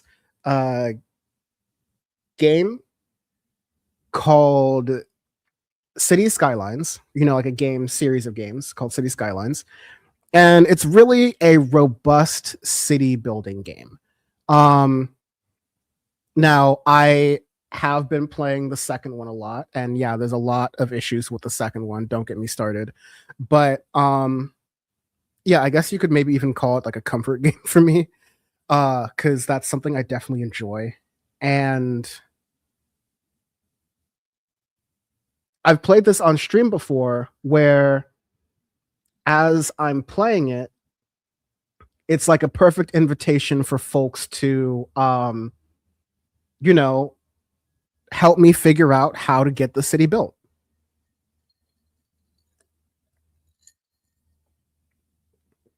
And I had been playing this game, just on my own, just like recuperating from work life, the 9 to 5, the day to day, and it's like having some downtime. And I'd recently been wanting to like create a new map to play on stream with y'all. The thing is, you could either play this game too much and get too involved in your map and you really want to like perfect it, which is kind of the accent that I did, or you play from scratch. And building a city from scratch is like a lot of work for not as much reward. So I'm kind of stuck in the middle of both. Also, because I'm playing City Skylines 2, which is just objectively not as good as the first one all around, but like has a couple of more quality of life features that I prefer to play. It also just runs like ass on my computer. And if I didn't upgrade my computer 2 or 3 years ago, the computer's not that old. I think I got it in like 2019.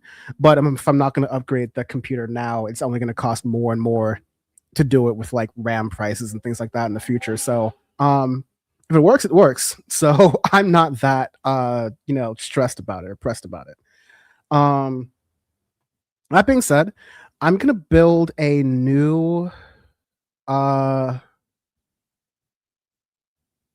gonna build a new map, I guess.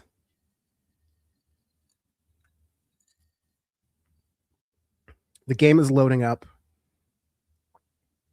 I don't know if I'll be able to play jazz this time because some of that shit got copywritten. But I have this like video game music that I like play in the background. Old like Game Boy games that have really good sound production, way above its pay grade. So yeah, give me a moment. Way slower than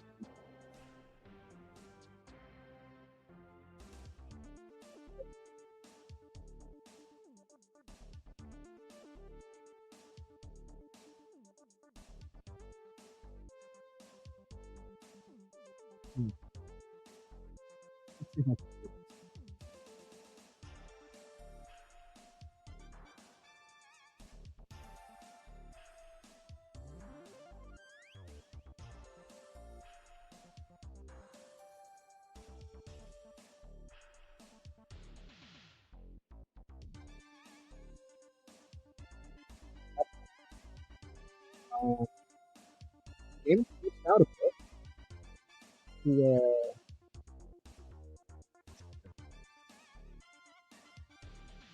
That'll be okay.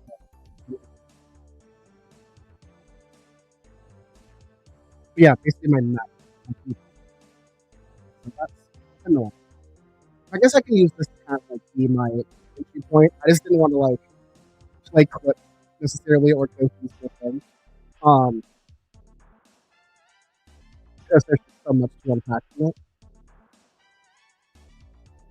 That might make sense.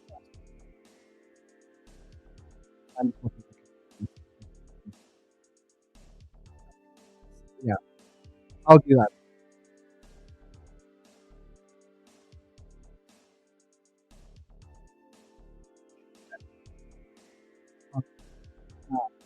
Um,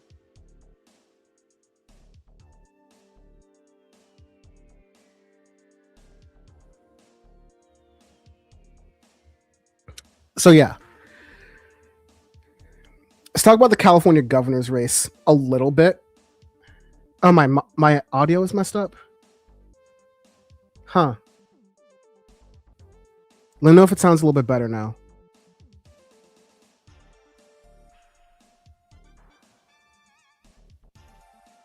Cool, thank you. I hope it doesn't have to do with me playing this game, because if so, that kind of sucks.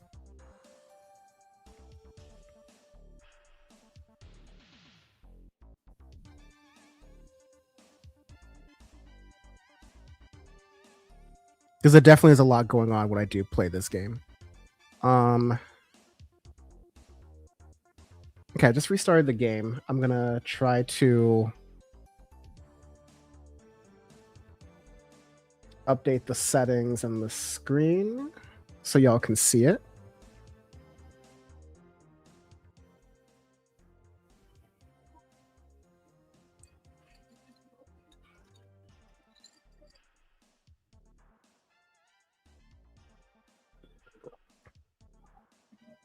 There we are. Oh yeah, much, much better. I do not know what was happening right there.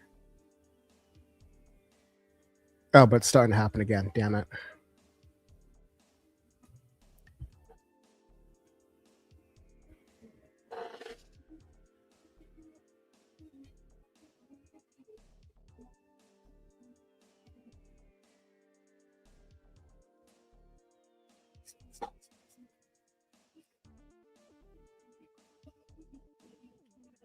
God damn.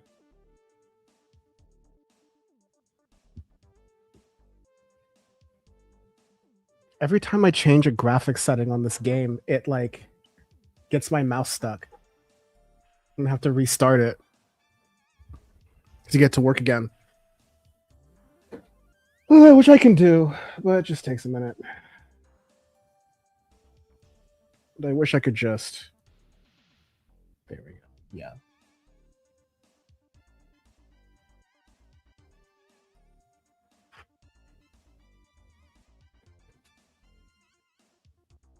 Once I get this game starting to load, I'm gonna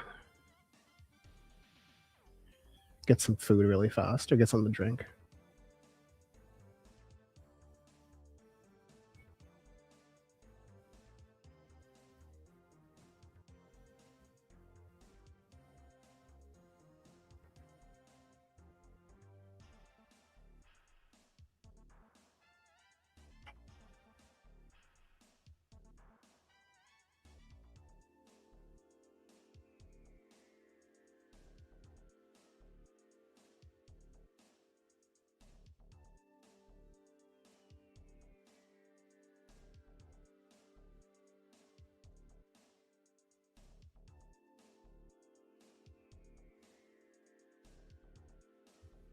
See if this will load.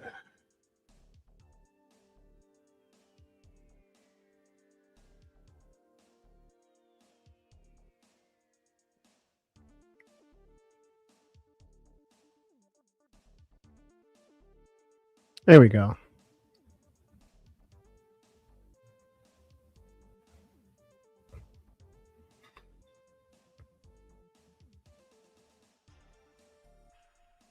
There we go. That's a lot better. Let's get the show on the road. So,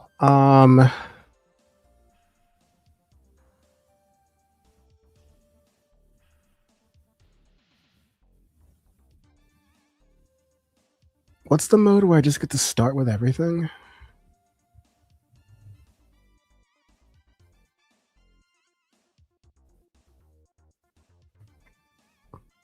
I want to start with unlimited money because I'm a socialist, so I'm not trying to play the game to, like, you know, beat anything. It's more like just to design a city I think looks cool.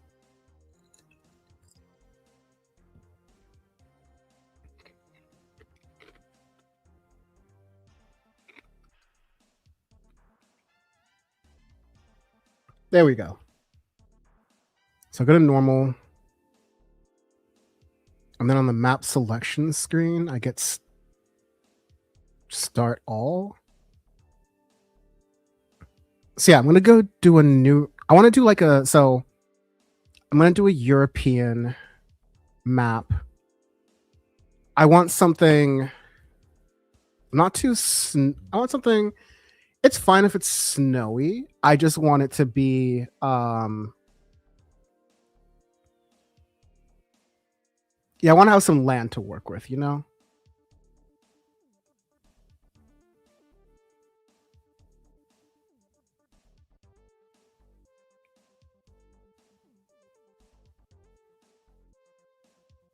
Sunshine Peninsula could work. I don't feel like doing that. Windy Fjord. It's too North American. Yeah, I think I'm going to do Sunshine Peninsula. There we go.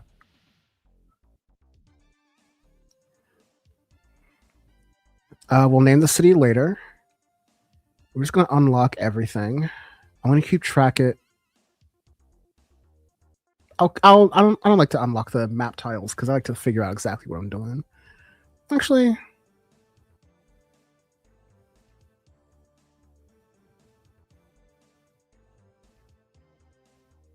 yeah, I'll unlock the whole map just so I can like really figure out where I want to start here.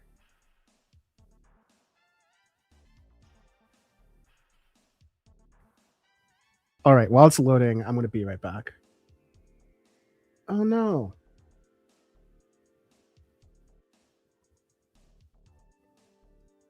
The same thing is happening. Oh, that's fun. I figured out how to make my mouse disappear, but okay. Sorry. A lot of talking to myself as I did this, but we're going to get this place built real quick. One moment.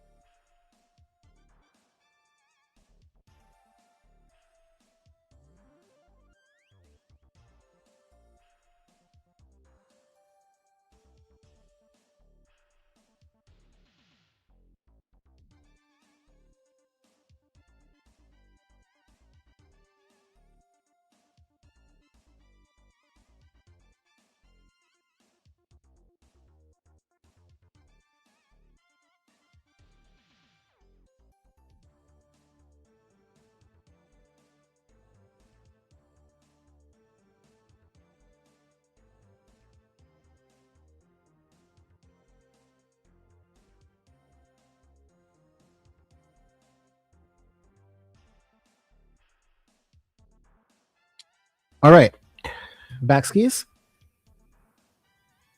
So let's see what we want to do here. This is my peninsula. Have a little bit of like a hill here that we can work with. But to be honest, what I want to do is build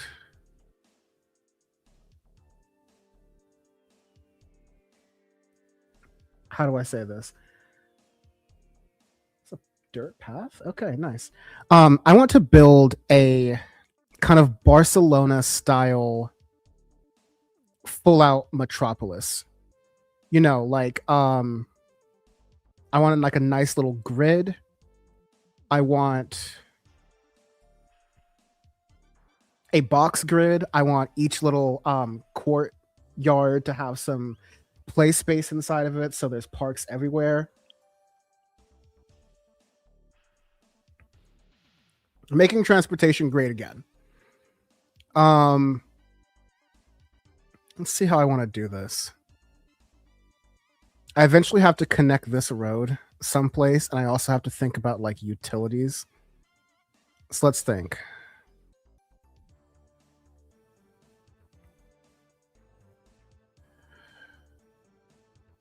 This is the entire map range I have.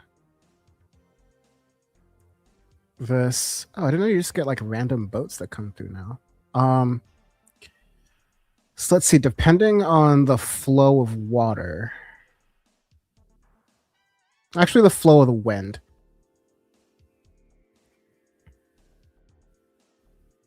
If I know the flow of the wind, then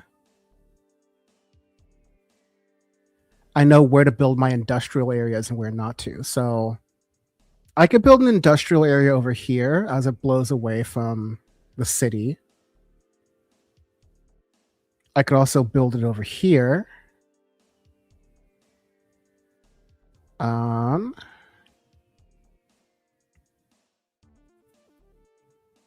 So yeah, where I'm going to start with is, honestly, I want to start my street grid. 3-way, medium roads. So I think I can stick like an airport here somewhere. Thank you for the cool map name. We'll come up with a name together in a moment. I just want to figure out where my airport goes, and that might also dictate some other things. Okay, yes, I can fit an airport there, and I can fit one here too. So yeah, we're set.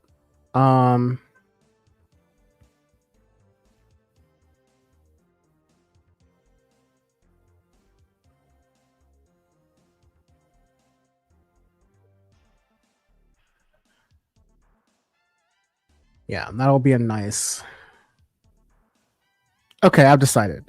This left is best. This left area is going to be like for people. It's going to be very livable. And then my utilities and industry are kind of going to go on this right side of the map here. That way I can build a nice little piece that goes down here. We can have a nice little like beach or something eventually. Maybe have some airport, some transportation, some shipping stuff right there. And on the other side, you have industry, and all the pollution from that industry hopefully won't impact the city too terribly. But let me just check the garbage lines.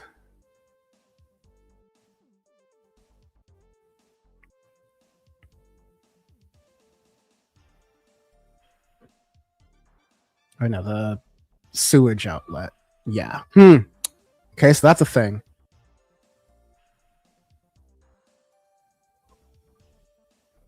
Sewage outlets are gonna unfortunately go on this side of the island. Because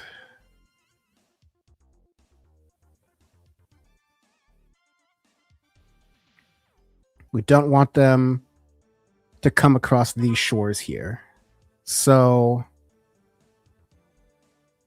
yeah, we'll do a mix of, this will be a nice island, and then we'll do a mix of industry over here. So I'm gonna get some sewage going. So maybe say right here.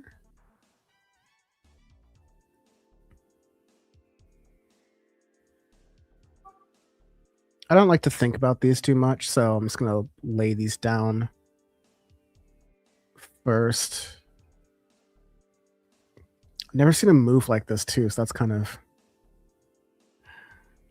making me nervous, but usually this isn't a problem. So yeah, I'm just gonna run like a bunch of these here.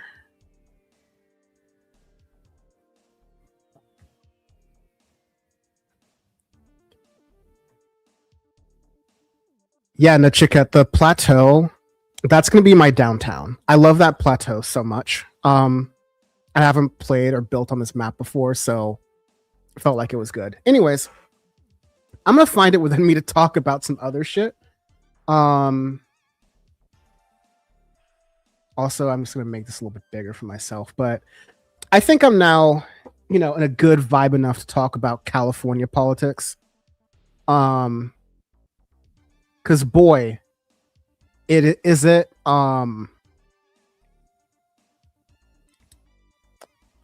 how do I put this? As there's no other way to put it than like it is a shit show. That's not the screen resolution I want. Hang on.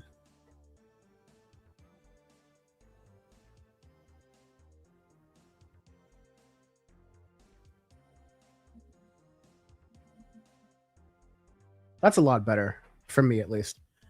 So yeah, California politics, major shit show. Same way as this. These shit pipes over here are going to be a bit of a shit show, but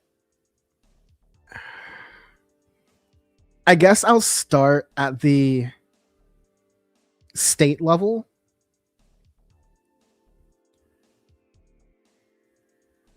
Let's see. So I have like a main pipe here. And then the rest of these will connect, and then they'll come to the main line over here somewhere. Anyways, in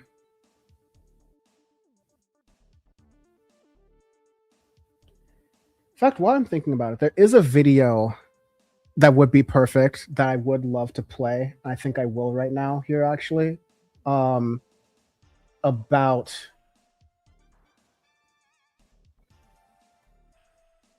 how crazy the California elections are turning out to be.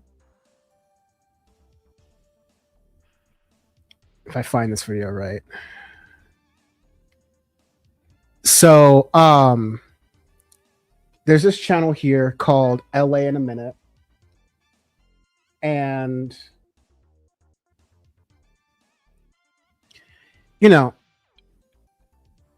I like his effort. I like what he's trying to do. I think sometimes he goes into certain right-wing talking points very quickly.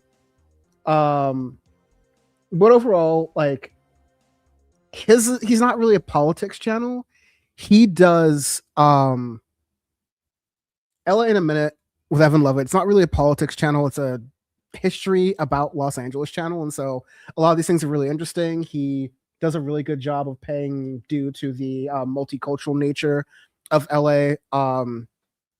So I think he's like a decent resource for a lot of things, but I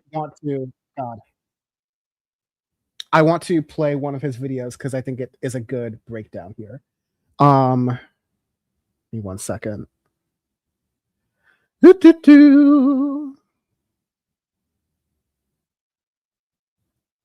Okay, perfect.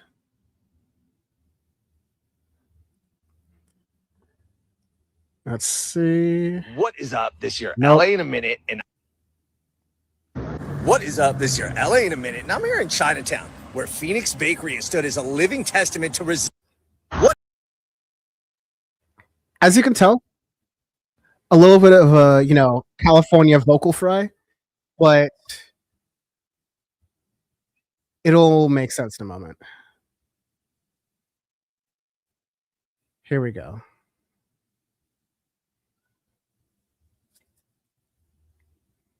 So explaining the LA mayor's race. Let's get this started.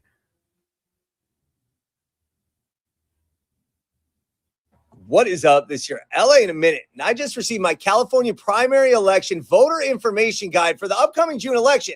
And I couldn't believe that there are 59 candidates for governor listed on the ballot.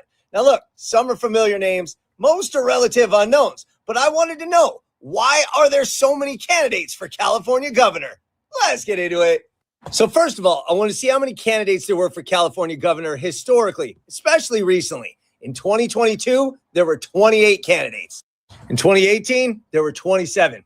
In 2014, there were only 15. And in 2010, there were 23. But at the time, there were 6 different parties, each of which had a primary election to get in the November race.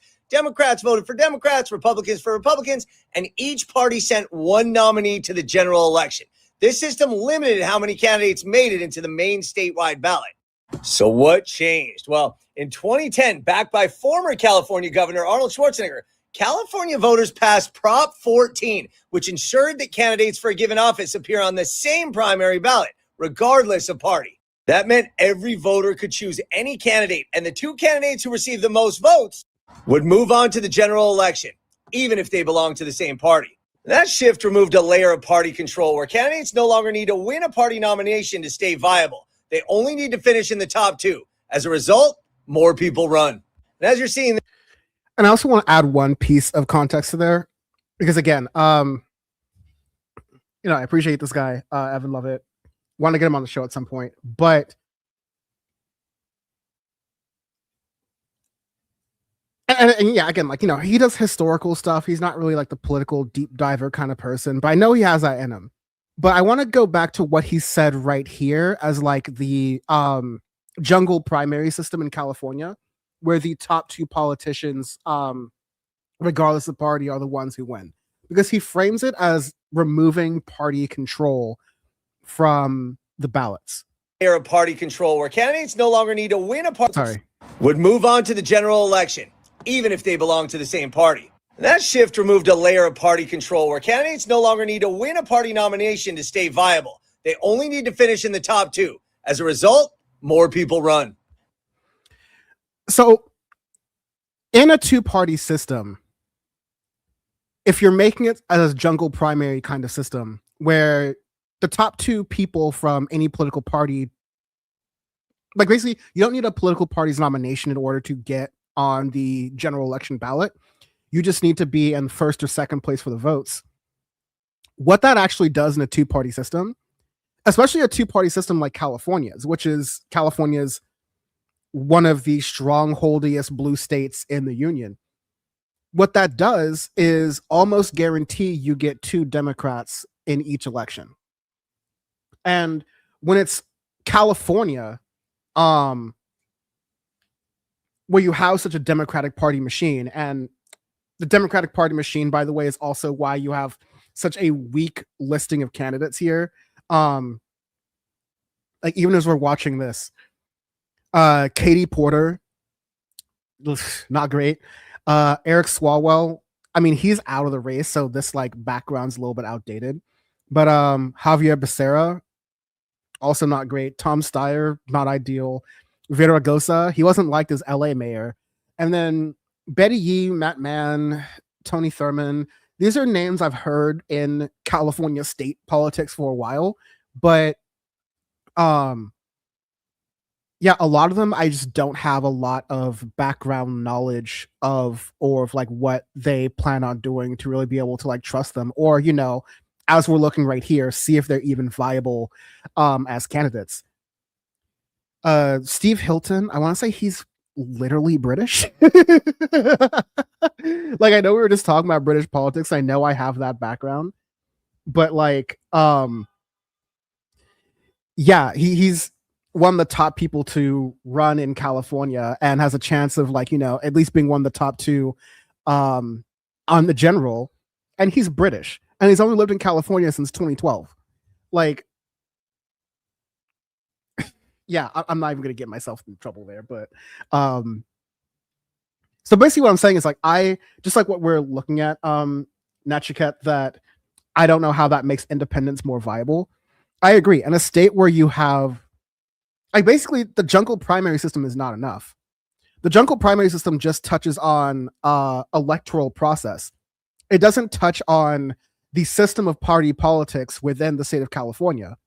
So as a result, you have a very strong institutionalized Democratic Party in California. Maybe you can get a bunch of Republicans in California to like rally against that, voting Californians to rally against that. That's possible, but there's almost always going to be a Democrat on that list based on how the Democratic Party machine in California works. The Democratic Party machine in California, really quickly, is very similar to what we complained about during the 2016 election, where it seemed like the media, the institutions, the fundraisers were all like, oh yeah, we're going to back Hillary Clinton because it's her turn. Because, she's been making these connections. She's been a professional politician, and she's done all the things a professional does for promotion. And so, yeah, let's just, give it to her in the political space. Of course, the critique of that being politics is not necessarily the professional space. Your boss is supposed to be your voters, and if you're not answering to your voters of what they actually want or what they actually need or listening to them, then your voters have every right to not elect you or to stay home or even vote for the other person. They have every right to, or at least they should, no matter how wrong that is. Or no matter how wrong the person you should vote for might be. And again, like, that's how it is in theory. All the Voting Rights Act stuff that's been taken off, like, we can get to that another time. So yeah, I'm going to let him continue here. But we have 59 people running for California governors. That's like the first mistake of how messy this is. Shift removed a layer of party control where candidates no longer need to win a party nomination to stay viable. They only need to finish in the top 2. As a result, more people run. And as you're seeing this year, that really opens up the field. We're talking local officials, business leaders, activists, and candidates with limited or no name recognition who want to reach a statewide audience, or at least appear on the primary ballot.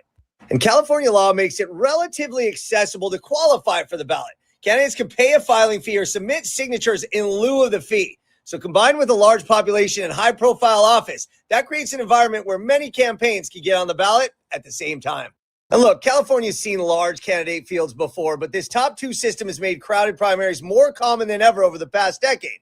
And it's hopefully reaching an apex this year with 59 candidates for governor on the ballot. So the upcoming California primary election is reflective of a system that's designed to be open and a state large enough to have a ton of candidates. And now you know why there are 59 candidates for California governor in 2026.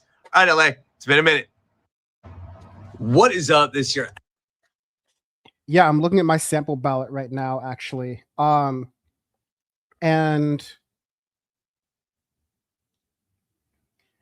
fuck's Christ, yeah.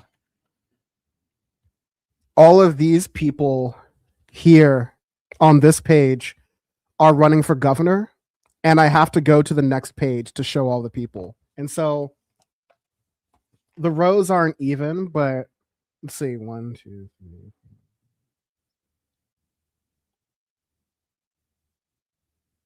$16 in this row, in the middle one. I'd say 15 on the other rows. So you have 46 right here. And then the other ones in this first corner over here. The rest are running for lieutenant governor and then a couple of like other local state contests. Okay, cool. Those are all California state ones. So I didn't dox my exact district. That's awesome. But yeah, these are the statewide elections. And yeah, so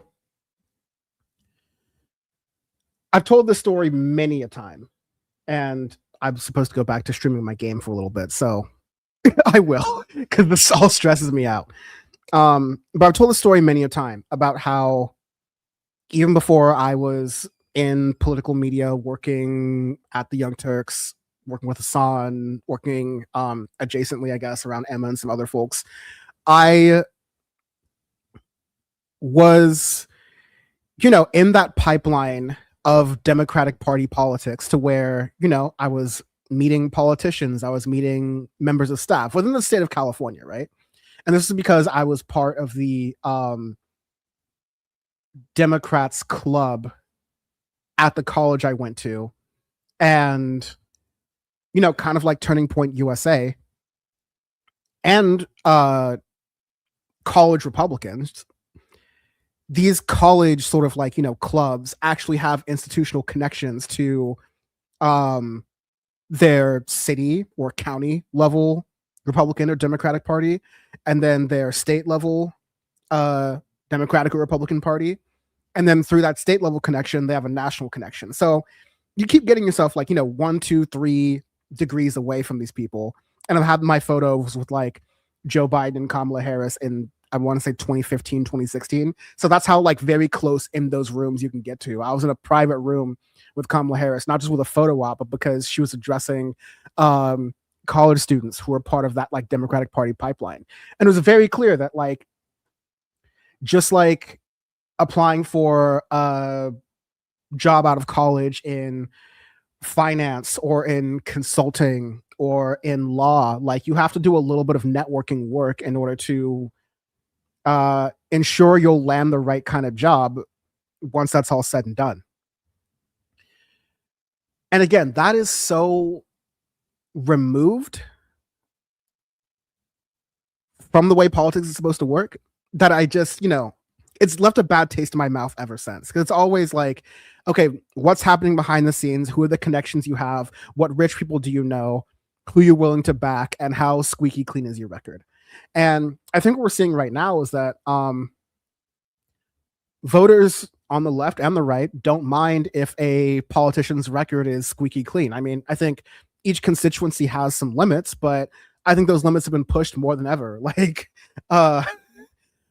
the Republican Defense Secretary, Pete Hegseth, has many white nationalist tattoos. And the leading candidate for senator from Maine and one of the more prominent figures on the left right now also has a white nationalist tattoo. And ostensibly both Pete Hegseth and Graham Plattner are popular within their own ranks, right? And that means to say that, like, if you're going to get results or at least speak to the things that I like or I care about, I'm just going to look the other way or like not care. And so, that's one thing that's a little bit of a tangent. And again, like, don't mistake this for Graham Plattner hate. Don't also mistake this for Graham Plattner love. I'm still very much like, we'll see about Graham Plattner, but that's in the Maine voters' hands. And clearly there ain't a lot of black Maine voters. But, I think to the extent that you can say that he has addressed his past transgressions, he's done a pretty good job of that. And all those transgressions were happening when he was ostensibly a private citizen with not a lot of political power. You contrast that to someone like Eric Swalwell, who all of his transgressions, and that's like an understatement, SV, SA, etc., acronyms I can use to avoid demonetization and algorithmic distress. These folks are like Eric Swalwell, that's a bad egg. That's a truly bad guy discretions. We're not going to stand for that. But then you go back to Pete Hegseth, and his own mom said that Pete Hegseth mistreats women. I think there are, SA or SV allegations, at least against Pete Hegseth at some point, that he got drunk at some sort of convention or conference or something. This is just what's in my memory, so super allegedly's on all of this, but I think that's what we have in the back of Hegseth. But again, like, I don't remember all these things because we talked about it when Hegseth was up for nomination or confirmation, and then he's been starting wars and doing bravado shit and calling generals fat like ever since, and we've kind of just lost track of it, frankly. So yeah, I'm not freaking out about that aspect of it, honestly, not at all.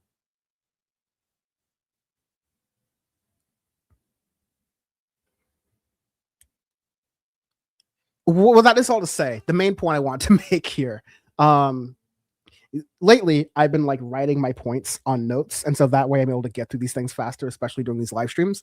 But now I'm just doing it like straight off the rip because I just like have some notes about some stuff I want to talk about, and I'm just like vamping. So I apologize for kind of going in this long weird direction. And it's also much easier when I have someone to work with. Bam's unavailable because I did this last minute. Sachi's on a well-deserved vacation, so there's just like human capital. I'm not going to replace him with AI or anything, so you're just going to get talkative Dan here.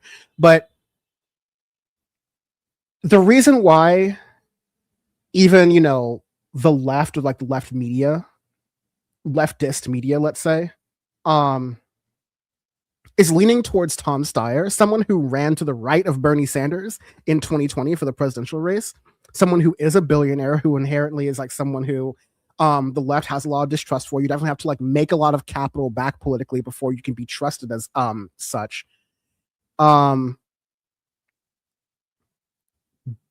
He has been like, Tom Steyer's not like an ideal pick for a lot of people, if not any people on the left, but he doesn't come from inside of the Democratic Party machine, kind of like the Trump theory, where Republicans in 2016 were saying, well, you can't corrupt Trump because yes, I understand that politics and money corrupts, but Donald Trump's already rich, so he won't be corrupted. biggest missed shot or fail of all time, honestly. But Tom Steyer's kind of sitting in that position in California. Katie Porter was actually at one point a really strong politician. She had turned one of the reddest, most entrenched, conservative, wealthy, but well-populated parts of California. Because a lot of California is red. Most of California by land is red. It's just that the parts that are blue are the most populous parts of one of the most populous states in the country. And so that little amount of blue space is a lot of action. But, you go to the farmlands, you go to the middle of California, you're not even in Texas, you're in Arkansas, basically, right? And so Katie Porter won her district in a part that's very populated in California, but also very, very red. So like they're the ones who are like, oh no, I can't live in Los Angeles proper. It's too liberal over there. I have to live in the enclave that is populated enough because, I have to work in Los Angeles because I make my money in Los Angeles. But I want to live there. I want to raise my family there. So I'm going to go in like the exurbs of Los Angeles, enter Orange County, enter Confederate Flag Beach. But Katie Porter, as a Democrat, as a Warren-style Democrat of like, I'm going to bring out a whiteboard and I'm going to draw some math and figures on here and I'm going to tell you why this is wrong. And I'm going to do it with like a strong voice and a little bit of a positive attitude. And that should have been successful. It turns out Katie Porter is just an asshole to the people she works around. The people she works around are not that fond of working with her. And I've said this before and I'll say it again. I don't like that. That's not the way I wish to run any sort of like organization or collaboration or group or, any sort of thing I'm affiliated with.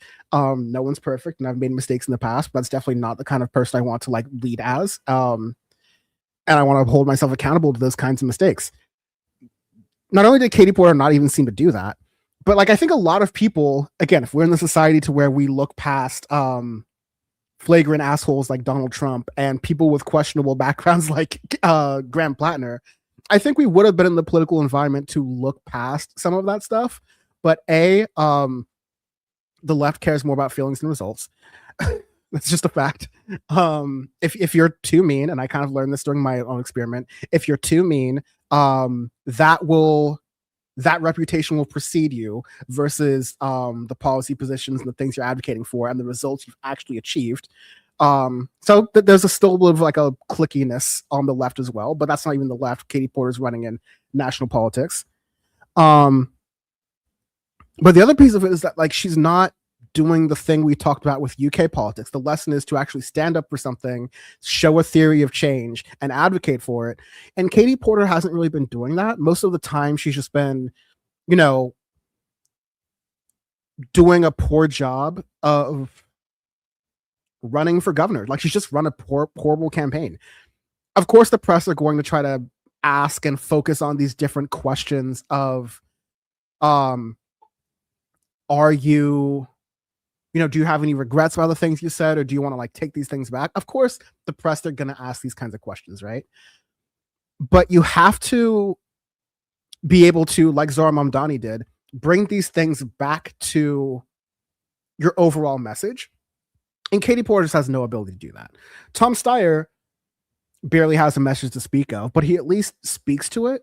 And because he's removed from the California political system of power, like he's been able to transcend that a little bit.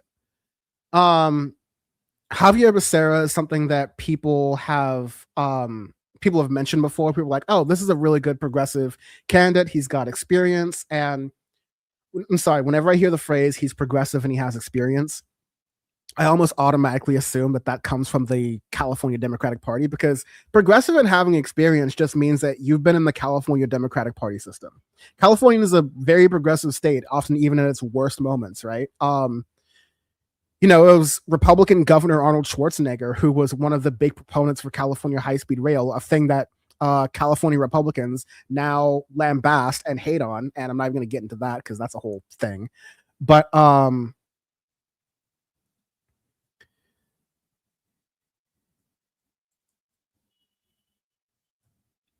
sorry, I'm just googling some polling here, but that's like kind of goes to show, like, Xavier. I also recommend folks check out Cal Matters. That's probably like one of the best resources for these things. They're nonpartisan, but also actually they're like pretty decently left leaning. You're not going to see some like Republican junk on here. And I happen to know some folks who work at Cal Matters and they do phenomenal work. So if you want to read about this stuff, you definitely want to check them out there. I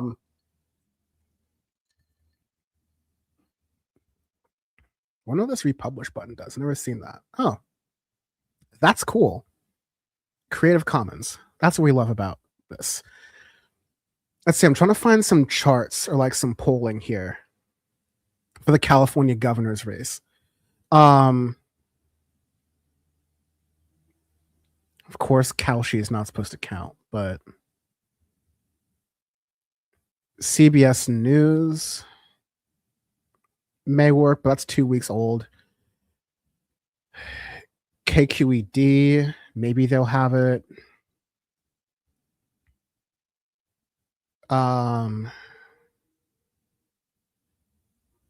just going to Command F for some percents and see what we're doing here. No matter what poll you're looking at, none of these candidates are breaking 20%, so it's all very muddled.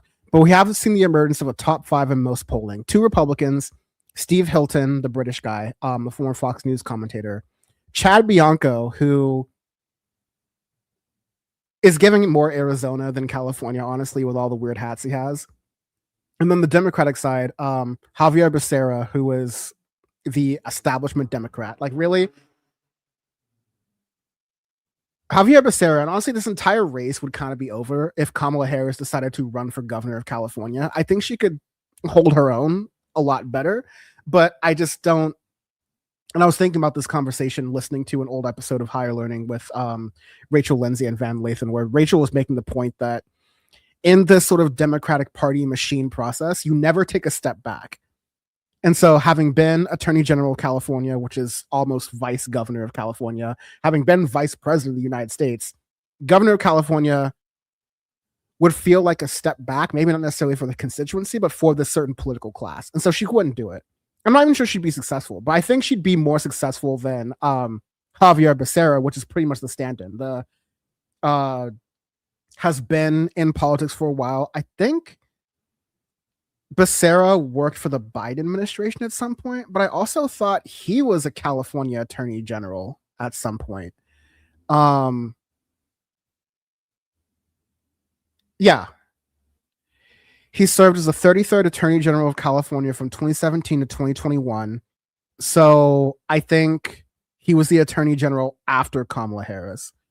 And then before that was a U.S. representative from California. And then was Secretary of Health and Human Services under Joe Biden. So yeah, RFK's old job.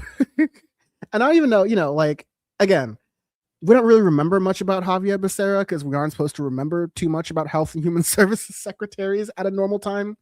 He did some pretty, basic standard things. I think he could have and should have gone farther. And, from 2021 to 2025, especially to safeguard some of these parts of the government that deal with public health from the gutting that we've seen the Republicans kind of go for it right now. But yeah, he's a replacement level Democrat, essentially. This CBS polling is pretty interesting, but I'll come back to it in a moment.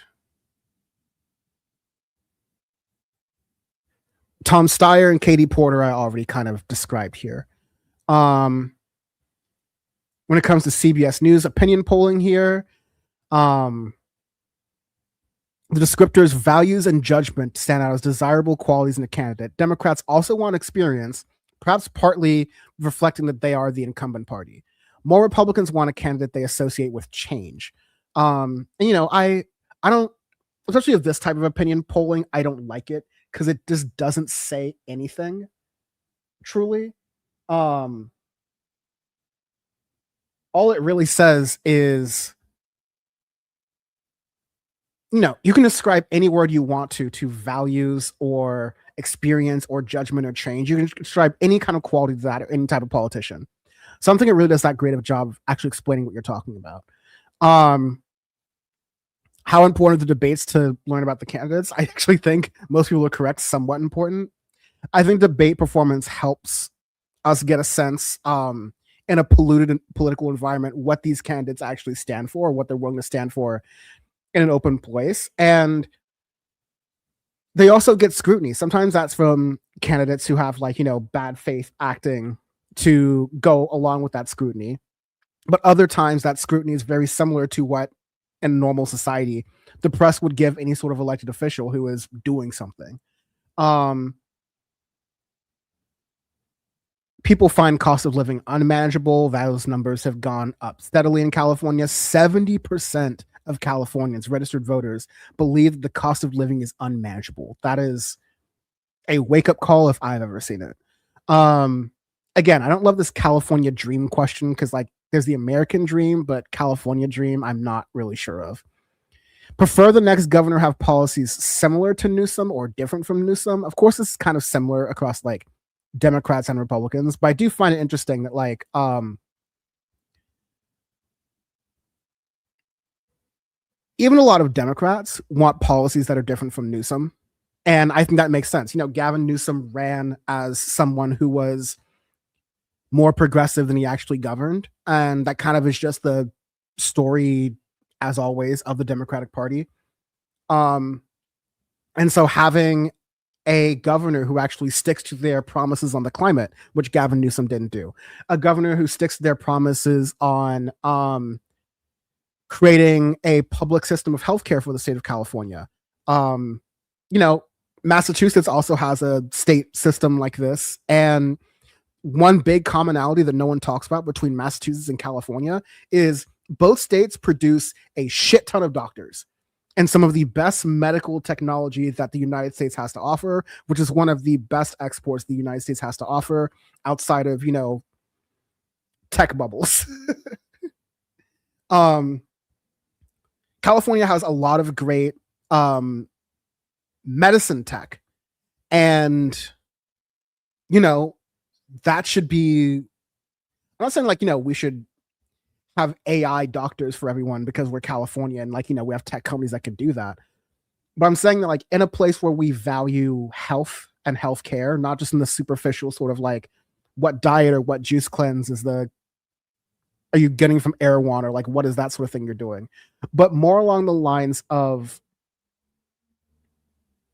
getting people who are, getting a system that respects the constituents and the doctors and the patients in a state that is so unparalleled, truly one of those unparalleled places worldwide when it comes to healthcare and providing good healthcare and providing cutting edge healthcare. So yeah, there we go. Here's the money right here. Of course, state level polling is not going to be as rapid fire as country level polling. A, because fewer people are paying attention. B, because California is not on the East Coast. And C, just because it's state level. So the margin of error is 4.1 points. Within that, you can basically see a 4-way tie between Hilton, Steyer, Becerra, and Bianco. So that's when, it's a margin of error. Hilton could feasibly get 20% of the vote. He could have 12% of the vote, just based on this likely primary voters polling. And as we've been seeing, these margin of errors have been kind of creeping up ever since 2016, and a lot of people had egg on their face from what happened with Hillary. I love this comment here of the Nachiket you just threw out here. California Dream just sounds like a Red Hot Chili Peppers song.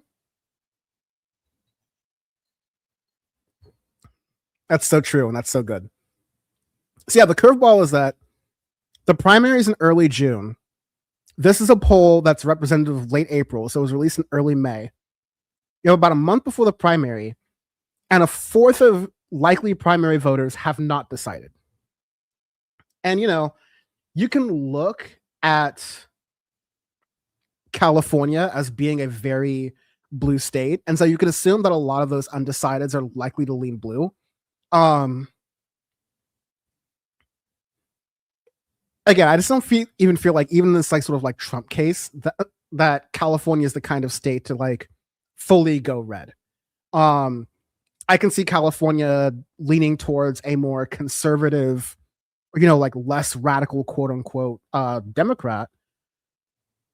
But Katie Porter's racist ass formerly red district in Southern California voted, I think like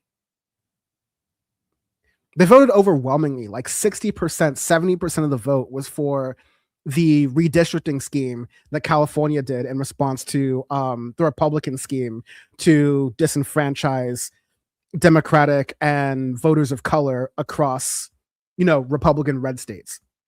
So even Republicans in California were in favor of this redistricting scheme. And the faces of that redistricting scheme, if you're watching commercials in California about the redistricting scheme, you were looking at Gavin Newsom and Alexandria Ocasio-Cortez and all of like the sort of like bugaboos of right-wing politics for the past several years. They're the ones who are coming out and saying, yeah, we support this. Yeah, we're in favor of this. So I think it's just like very telling and interesting to see some of these dynamics here. So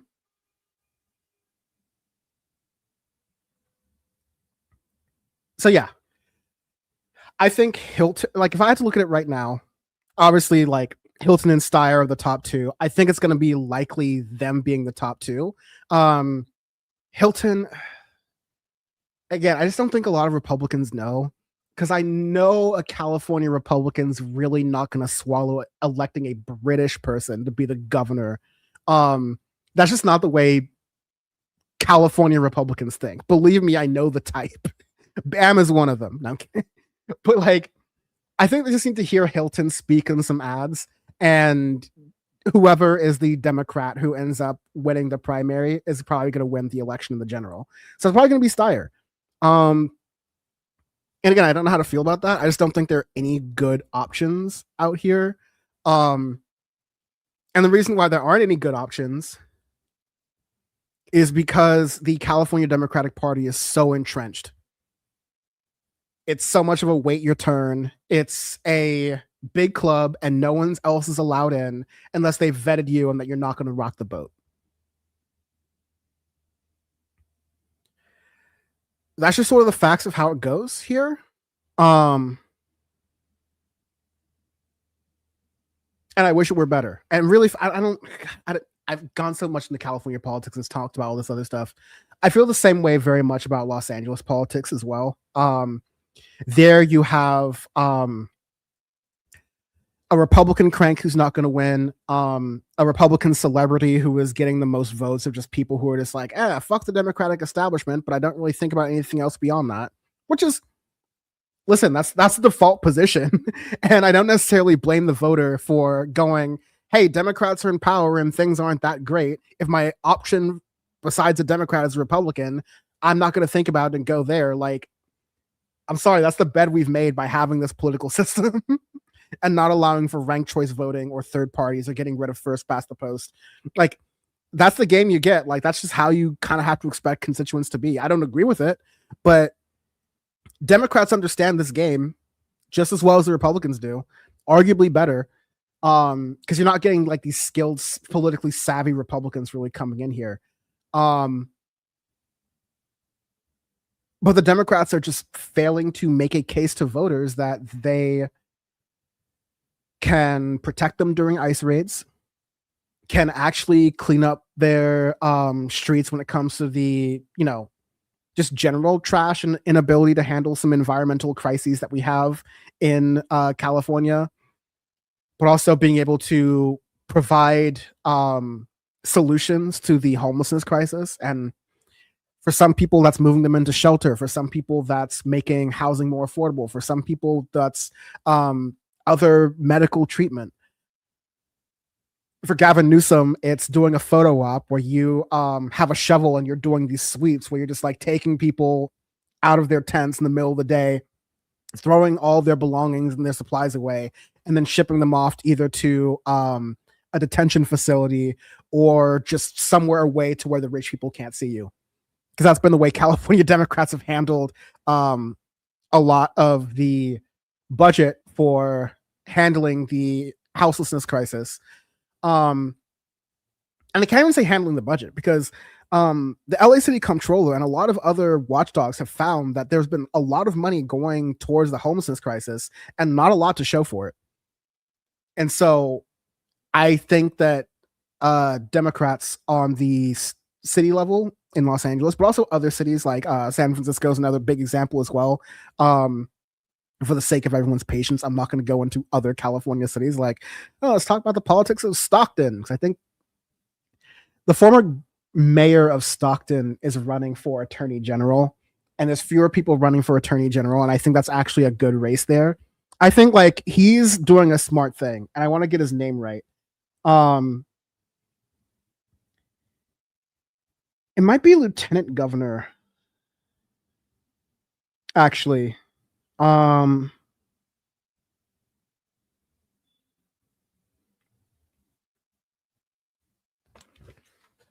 Yeah, I need to search on that. But just to finish out my point here,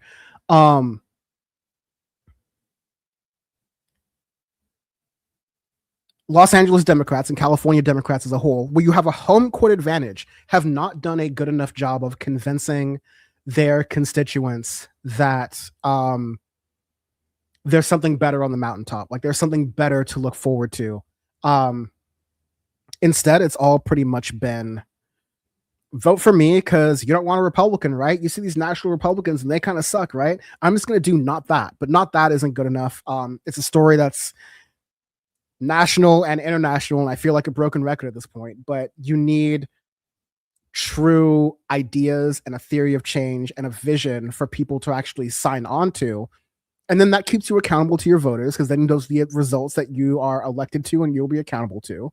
But also, if you say things will be the same or things will stay stable, you're talking to a constituency, left, right, center, whatever, that doesn't think that things are stable, and they don't have the appetite for things, staying the same right now. There's also some details about the way city governments work. Like the city government of Los Angeles, the mayor is not as powerful as the city council. So you can't have a real Zohran Mamdani there, because there'll always be limited in what they can do by that city council.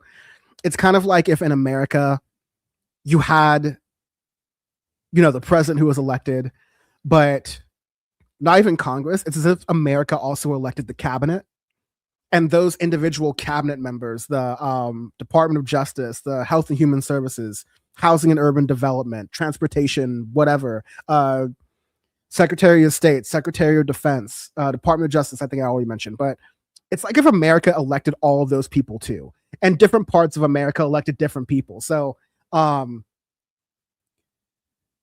mayor in that case, in the case of Los Angeles, doesn't really have that much power without substantial reforms, many of which are happening, like expanding the number of council seats. That's a good thing that's happening. That's not something that the current mayor of Los Angeles, who's Karen Bass, that's happening despite of her, not because of it necessarily. And then you have the challengers of Karen Bass, Nithya Raman and Ray Wong. And Ray Wong is very clearly trying to run as the sort of Zohran of the race. She's leaning on grassroots support, leaning on being a community organizer. And she is a hopelessly bad decision for mayor of mayor of Los Angeles. Here's why. Nithya Raman, not perfect, but has been DSA endorsed in previous elections, has fulfilled a lot of the DSA agenda. She has a housing forward plan of not just building more housing, but providing more services for the unhoused. So you have to do both. She's worked within the complex and convoluted system that California Democrats have created for Los Angeles city government. And because she knows what has worked and what hasn't, and Ray Wong has not taken the effort to actually look into those things, I think Nithya Raman is the best option for mayor in Los Angeles. Now, again, it's a thing where like Ray Wong campaigns the way, or Ray Wong makes social media videos the way that I think a candidate does, and she says some of the things that I think a candidate for mayor should do. And so, like, I liked her, and I didn't even have many strong opinions against her until I saw a couple of debates with Ray Wong against the rest of the candidates, Karen Bass, Nithya Raman, and then the two Republicans who are running. One's like literally a reality TV star, and the other one's just like a nondescript business Republican I can't really care or think about right now. And Ray Wong got mollywopped. She just didn't sound like she knew what she was talking about. She didn't sound like she was even present in the debate. It was like one of those like, middle of the summer power reports that used to happen.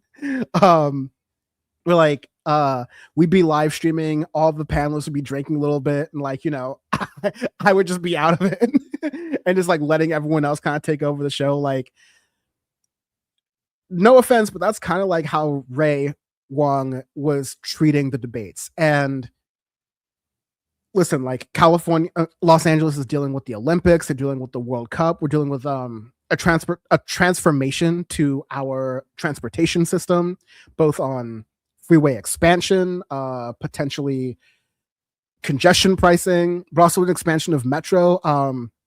The Metro D-Line subway in Los Angeles just got its first expansion since the 90s, and now goes through one of the busiest corridors in Los Angeles, and it's going to continue to do so and open up more stations through the next couple of years to eventually get you a rapid transportation system that beats traffic in one of the most dense and traffic busy parts of Los Angeles.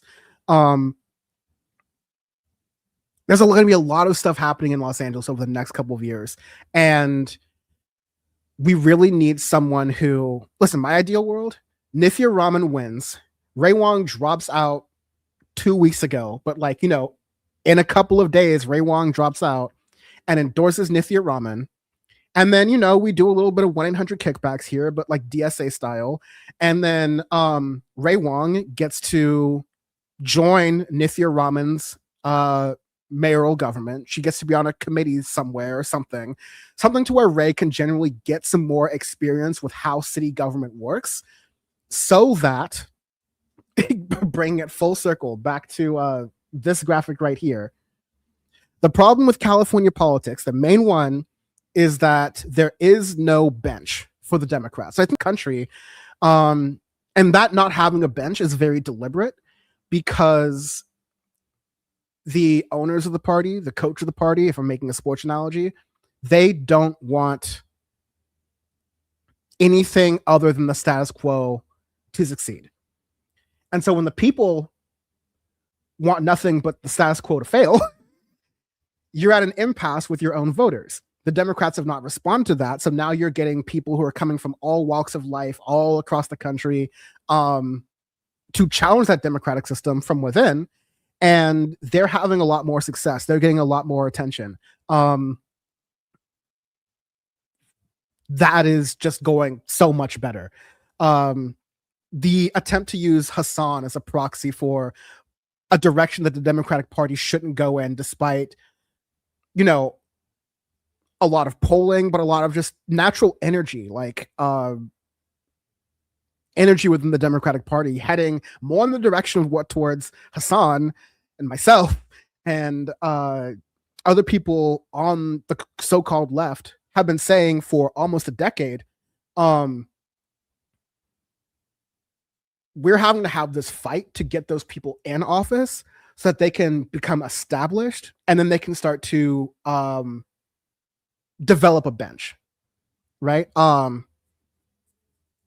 Shaikot up in San Francisco used to work on AOC's campaign, and he's running for Nancy Pelosi's seat. And because AOC has been established for a little while, I'm not even going to get into the whole like endorsement drama. If you've heard about it, cool. If you haven't, don't worry about it.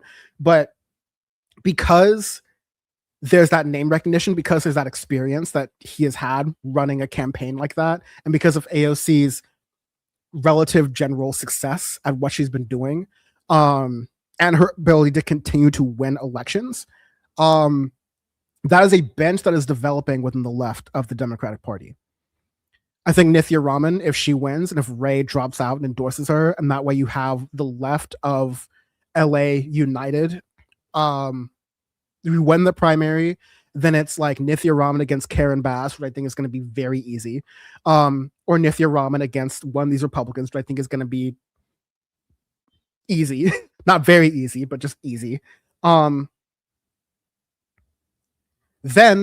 once someone like Nithya Raman is winning, you can have people from DSA start to infiltrate city government and start to, lay the groundwork for their successors. Like, I want to see what Kenneth Mejia does after he turns out of being city comptroller, because I think he's done a great, nose to the grindstone sort of work, exposing and providing transparency to the city budget, telling people how most of the city's budget and the reason why Los Angeles city government is struggling financially is because of liability payouts, most of which come from Los Angeles Police Department.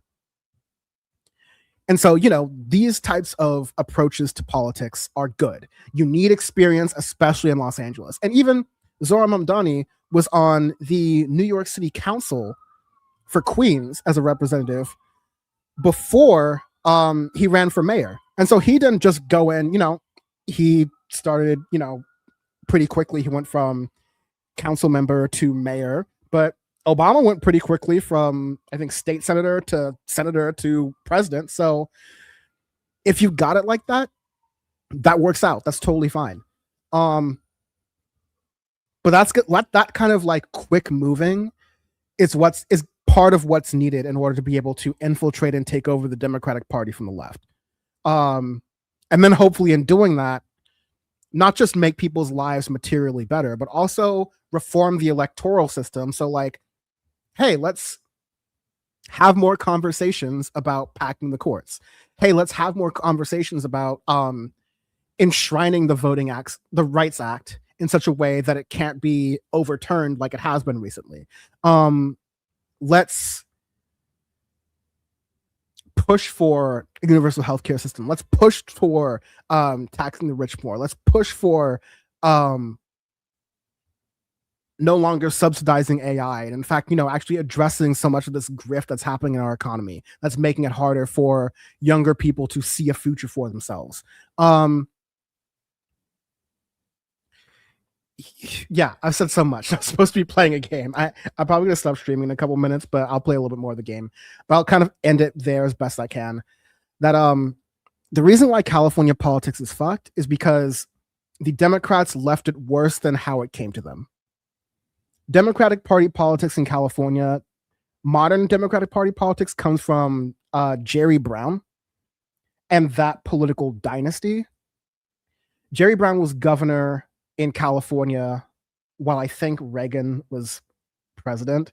But even though, like sometime around that time, I think it was governor in like the 80s, right? So I ran for governor. Everyone I know at the time in my family, my friends who were like around that age who knew of all of that at the time, they liked Jerry Brown as governor.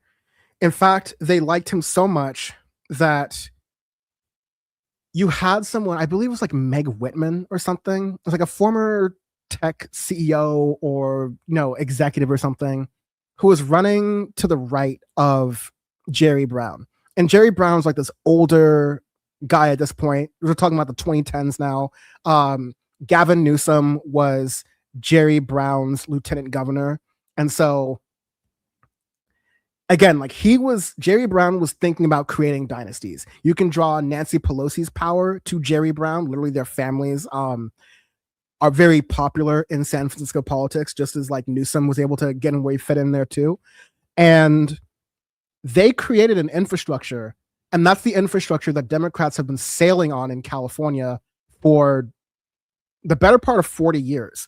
I was talking about like Meg Whitman or whoever, Carly Fiorina was one of those, who was running against Jerry Brown when he was running for governor again because people wanted him back so badly. They wanted Democrat back so badly after Schwarzenegger.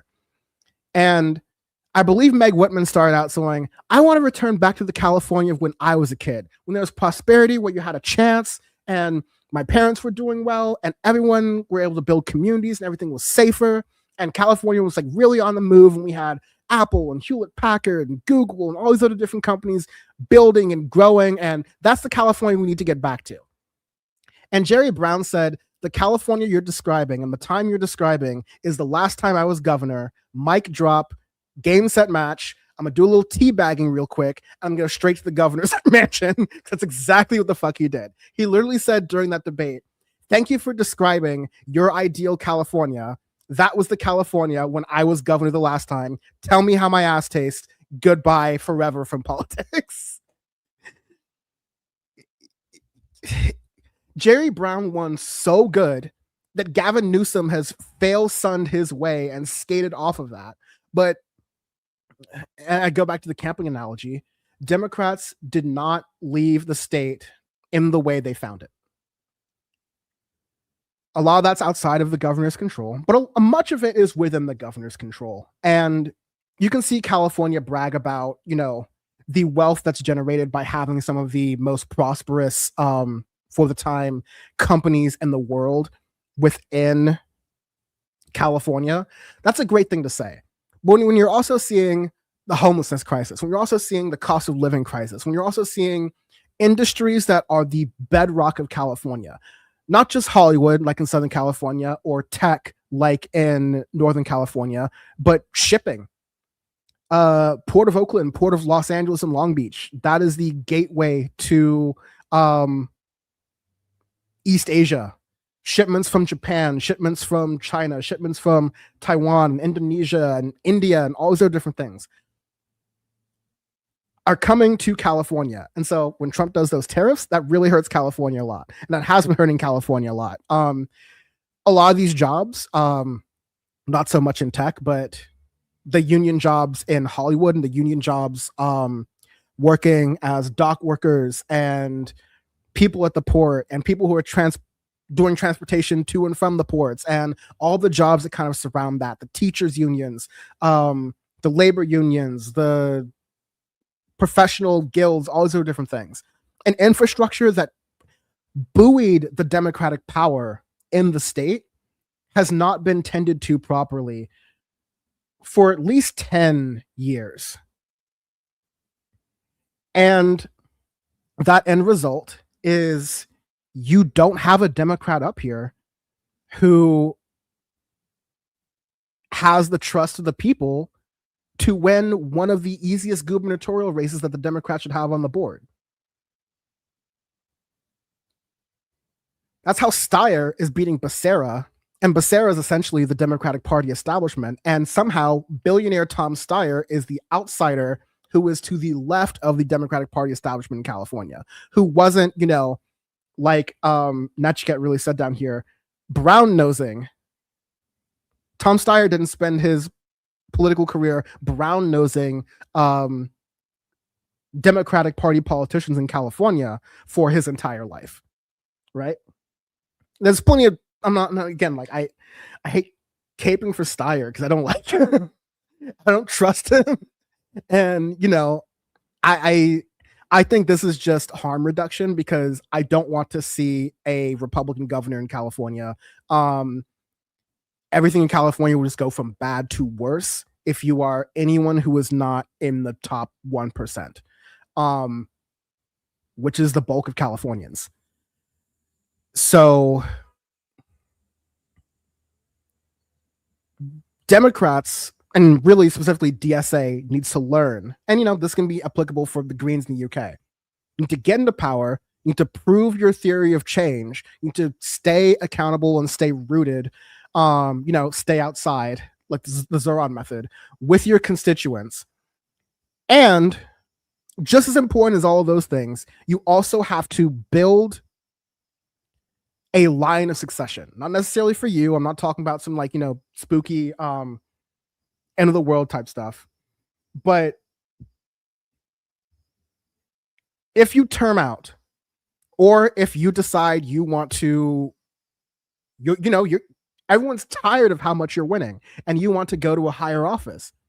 You want to set someone up so that they're ready to replace you and that they can do an even better job than you did. And they can just keep building on that success. You can start to build this entrenched. Oh, yeah. Los Angeles has been a democratic socialist city since the 2020s. And now we're in 2050. And that's been a 30-year streak because they're just too damn good at it. Everyone loves them. The Republicans, they just shut up about it because they know that they can't win in a place like Los Angeles because the democratic socialists have taken over. And the Democrats have tried to, tie in with the Republicans, and even them combined can't do it because DSA is too strong. That's my last thing here. And that's a big cautionary tale, and I want to see how it goes here. So hear me now, quote me later.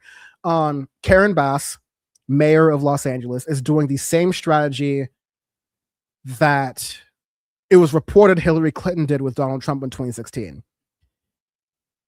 The conventional wisdom in 2016 for Democratic strategists within the party was that Donald Trump was so insane and so off-putting to voters that if he is uplifted as the alternative to Hillary Clinton, then that's just going to boost Hillary Clinton. That's going to make Hillary Clinton look even better, and that's going to be beneficial.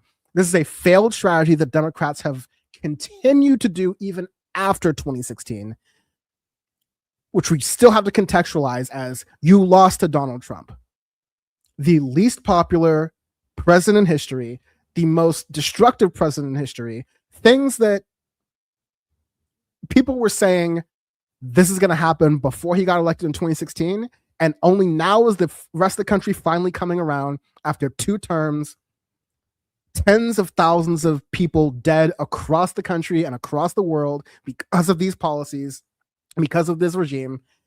And Karen Bass is trying to boost up her Republican opponent in the Los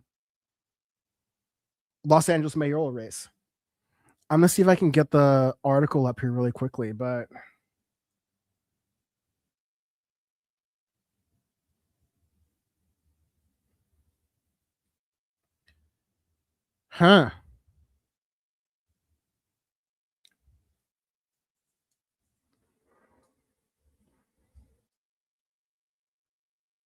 yeah, so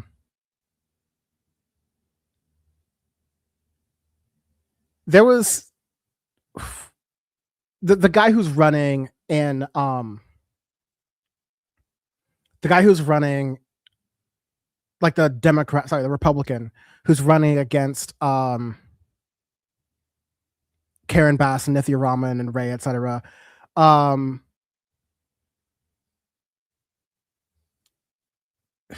Basically Spencer Pratt. He's the one who's the celebrity real estate type person, right?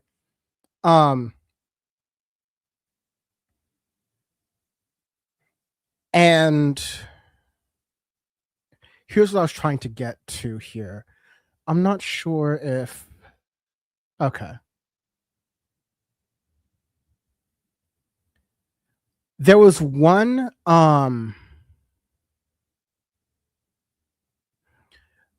I'm trying to find it on here. I can't, and like everything I click on leads to a payroll, but I will say that even the LA Times, which I think has been completely corporately captured at this point, and most of the good journalists who are there have left, or they're just keeping their heads down more or less. But I trust the LA Times as little as I trust Washington Post and New York Times, etc. But even their analysis was that Karen Bass was complimenting Spencer Pratt and vice versa because they wanted to edge out Nithya Raman, the Democratic Socialist, in the race. So again, it's back to the Karen Bass going, okay, well, if I have Spencer Pratt as my opponent, he's going to be so laughable and so reprehensible that it's going to make me, Karen Bass, someone who is incredibly unpopular amongst the constituency in the city of Los Angeles, it's going to boost me up and help me win. Man, like, that's the easiest way to make sure that Los Angeles has a Republican mayor for a substantial amount of time. For 1 term, maybe 2 terms, maybe more. But Karen Bass is doing the Hillary Clinton strategy of, I'm not going to try so hard to defend myself for my own actions.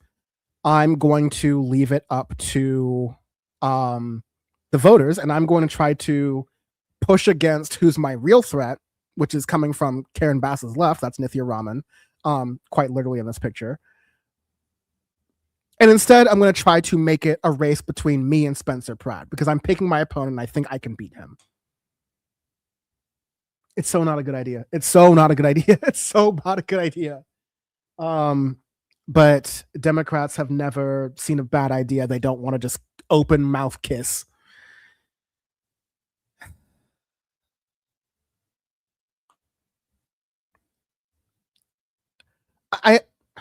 One last thing, Democratic Socialists of America in Los Angeles specifically, they chose not to endorse for the mayoral race because of connections to Nithya and Ray and probably not wanting to lose those. But this goes back to, how are you building your bench? And I think, having been, very adjacent to DSALA in the past, different parts of DSALA, because it's such a big group, so I don't want to generalize, but different parts have done a really good job at union outreach, I think. Hollywood Labor DSA, who I've had some folks on in the past on Power Report to talk about that, they've done a really great job at making inroads and making themselves feel visible in the community. People who are critical of DSA, they rarely say things like, oh, well, they only come around when it's election season time. Anyone who has that criticism of DSA is just like stupid. I'm sorry. Especially in a large city like Los Angeles or New York, DSA is one of the only political organizations that is around not when it's election time. In LA during COVID, they were doing brake light clinics to make sure that people's brake lights were fixed, because that will often be the probable cause that's used for a police stop that could potentially turn violent if you're a person of color. Or, this was happening before Trump too, but now that could be the pretext for getting harassed by ICE or DHS. But DSA's failure to expand beyond some of their existing communities, both where they are geographically and a lot of it's transplants versus people who are local to the city. A lot of it's white people versus Native Black people, Latinos, etc., who are in the city. There just has so much more work that DSA needs to do in getting people into the smaller seats, so they can start to get institutional power and then develop a bench of staffers and comms people who can then continue careers and move forward within the party to help uplift other candidates and hopefully, just do well. And that's, I won't necessarily say carpetbagging, because it's weird. But in major cities, this is a criticism of Kat Abu-Ghazali in Chicago, one that I don't necessarily fully share, but I get it. You move someplace 2 years before you start to run for office. I get that.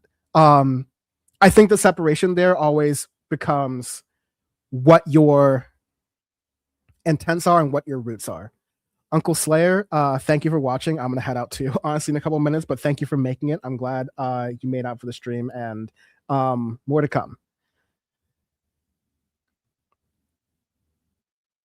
So yeah, my critique about DSA is my same critique about the California Democratic Party and the Democratic Party writ large, is that you need to build a bench. You can't be, to end with a sports analogy, you can't be a star player on a team where you don't have a deep bench, because if you're injured or a couple of your star players are injured and you can't make up for that with everyone else on your team because they haven't gotten enough minutes, they haven't got enough play, they haven't got enough experience, they just plainly and simply aren't talented enough, they're not what the game needs, then your doing yourself a disservice and handing a victory to the other team on a silver platter. See also the Los Angeles Lakers. All right, y'all. That is about it for me, frankly. I am going to head out here. I'm sorry I didn't get to do as much city building as I wanted to. We literally just built some sewers, and they don't even connect to the city. So I will get around to that, and honestly, it'll be, like I said, it'll be a little bit better on stream if I'm not just building a city from scratch, but I have some things to work on. But yeah, we will get onto that soon. Thank you all for watching. I truly miss y'all, and again, I'm very sorry, especially for those who are members, who have gotten like radio silence from me for a little bit. Yeah, so it's like on me to be more communicative for these things. I definitely own that. Luckily, my other things in life that make creating videos and being online a little bit are starting to taper down a little bit. They were starting to get a little bit heavy earlier this year, but I'm starting to get a little bit more time. And I don't need anyone to feel pity for me or feel bad for me, please. Like I will be okay. But yeah, just figuring out the YouTube game, figuring out my life, you know, trying to make sure I'm in a good place to be able to do all of this. So I thank you all for your patience. I thank you all for coming out in your time. And I will see you again soon. So thank you very much, y'all. And keep it easy. Keep your head straight. And this isn't PowerPort, but still the power is always within you. So take care. Peace.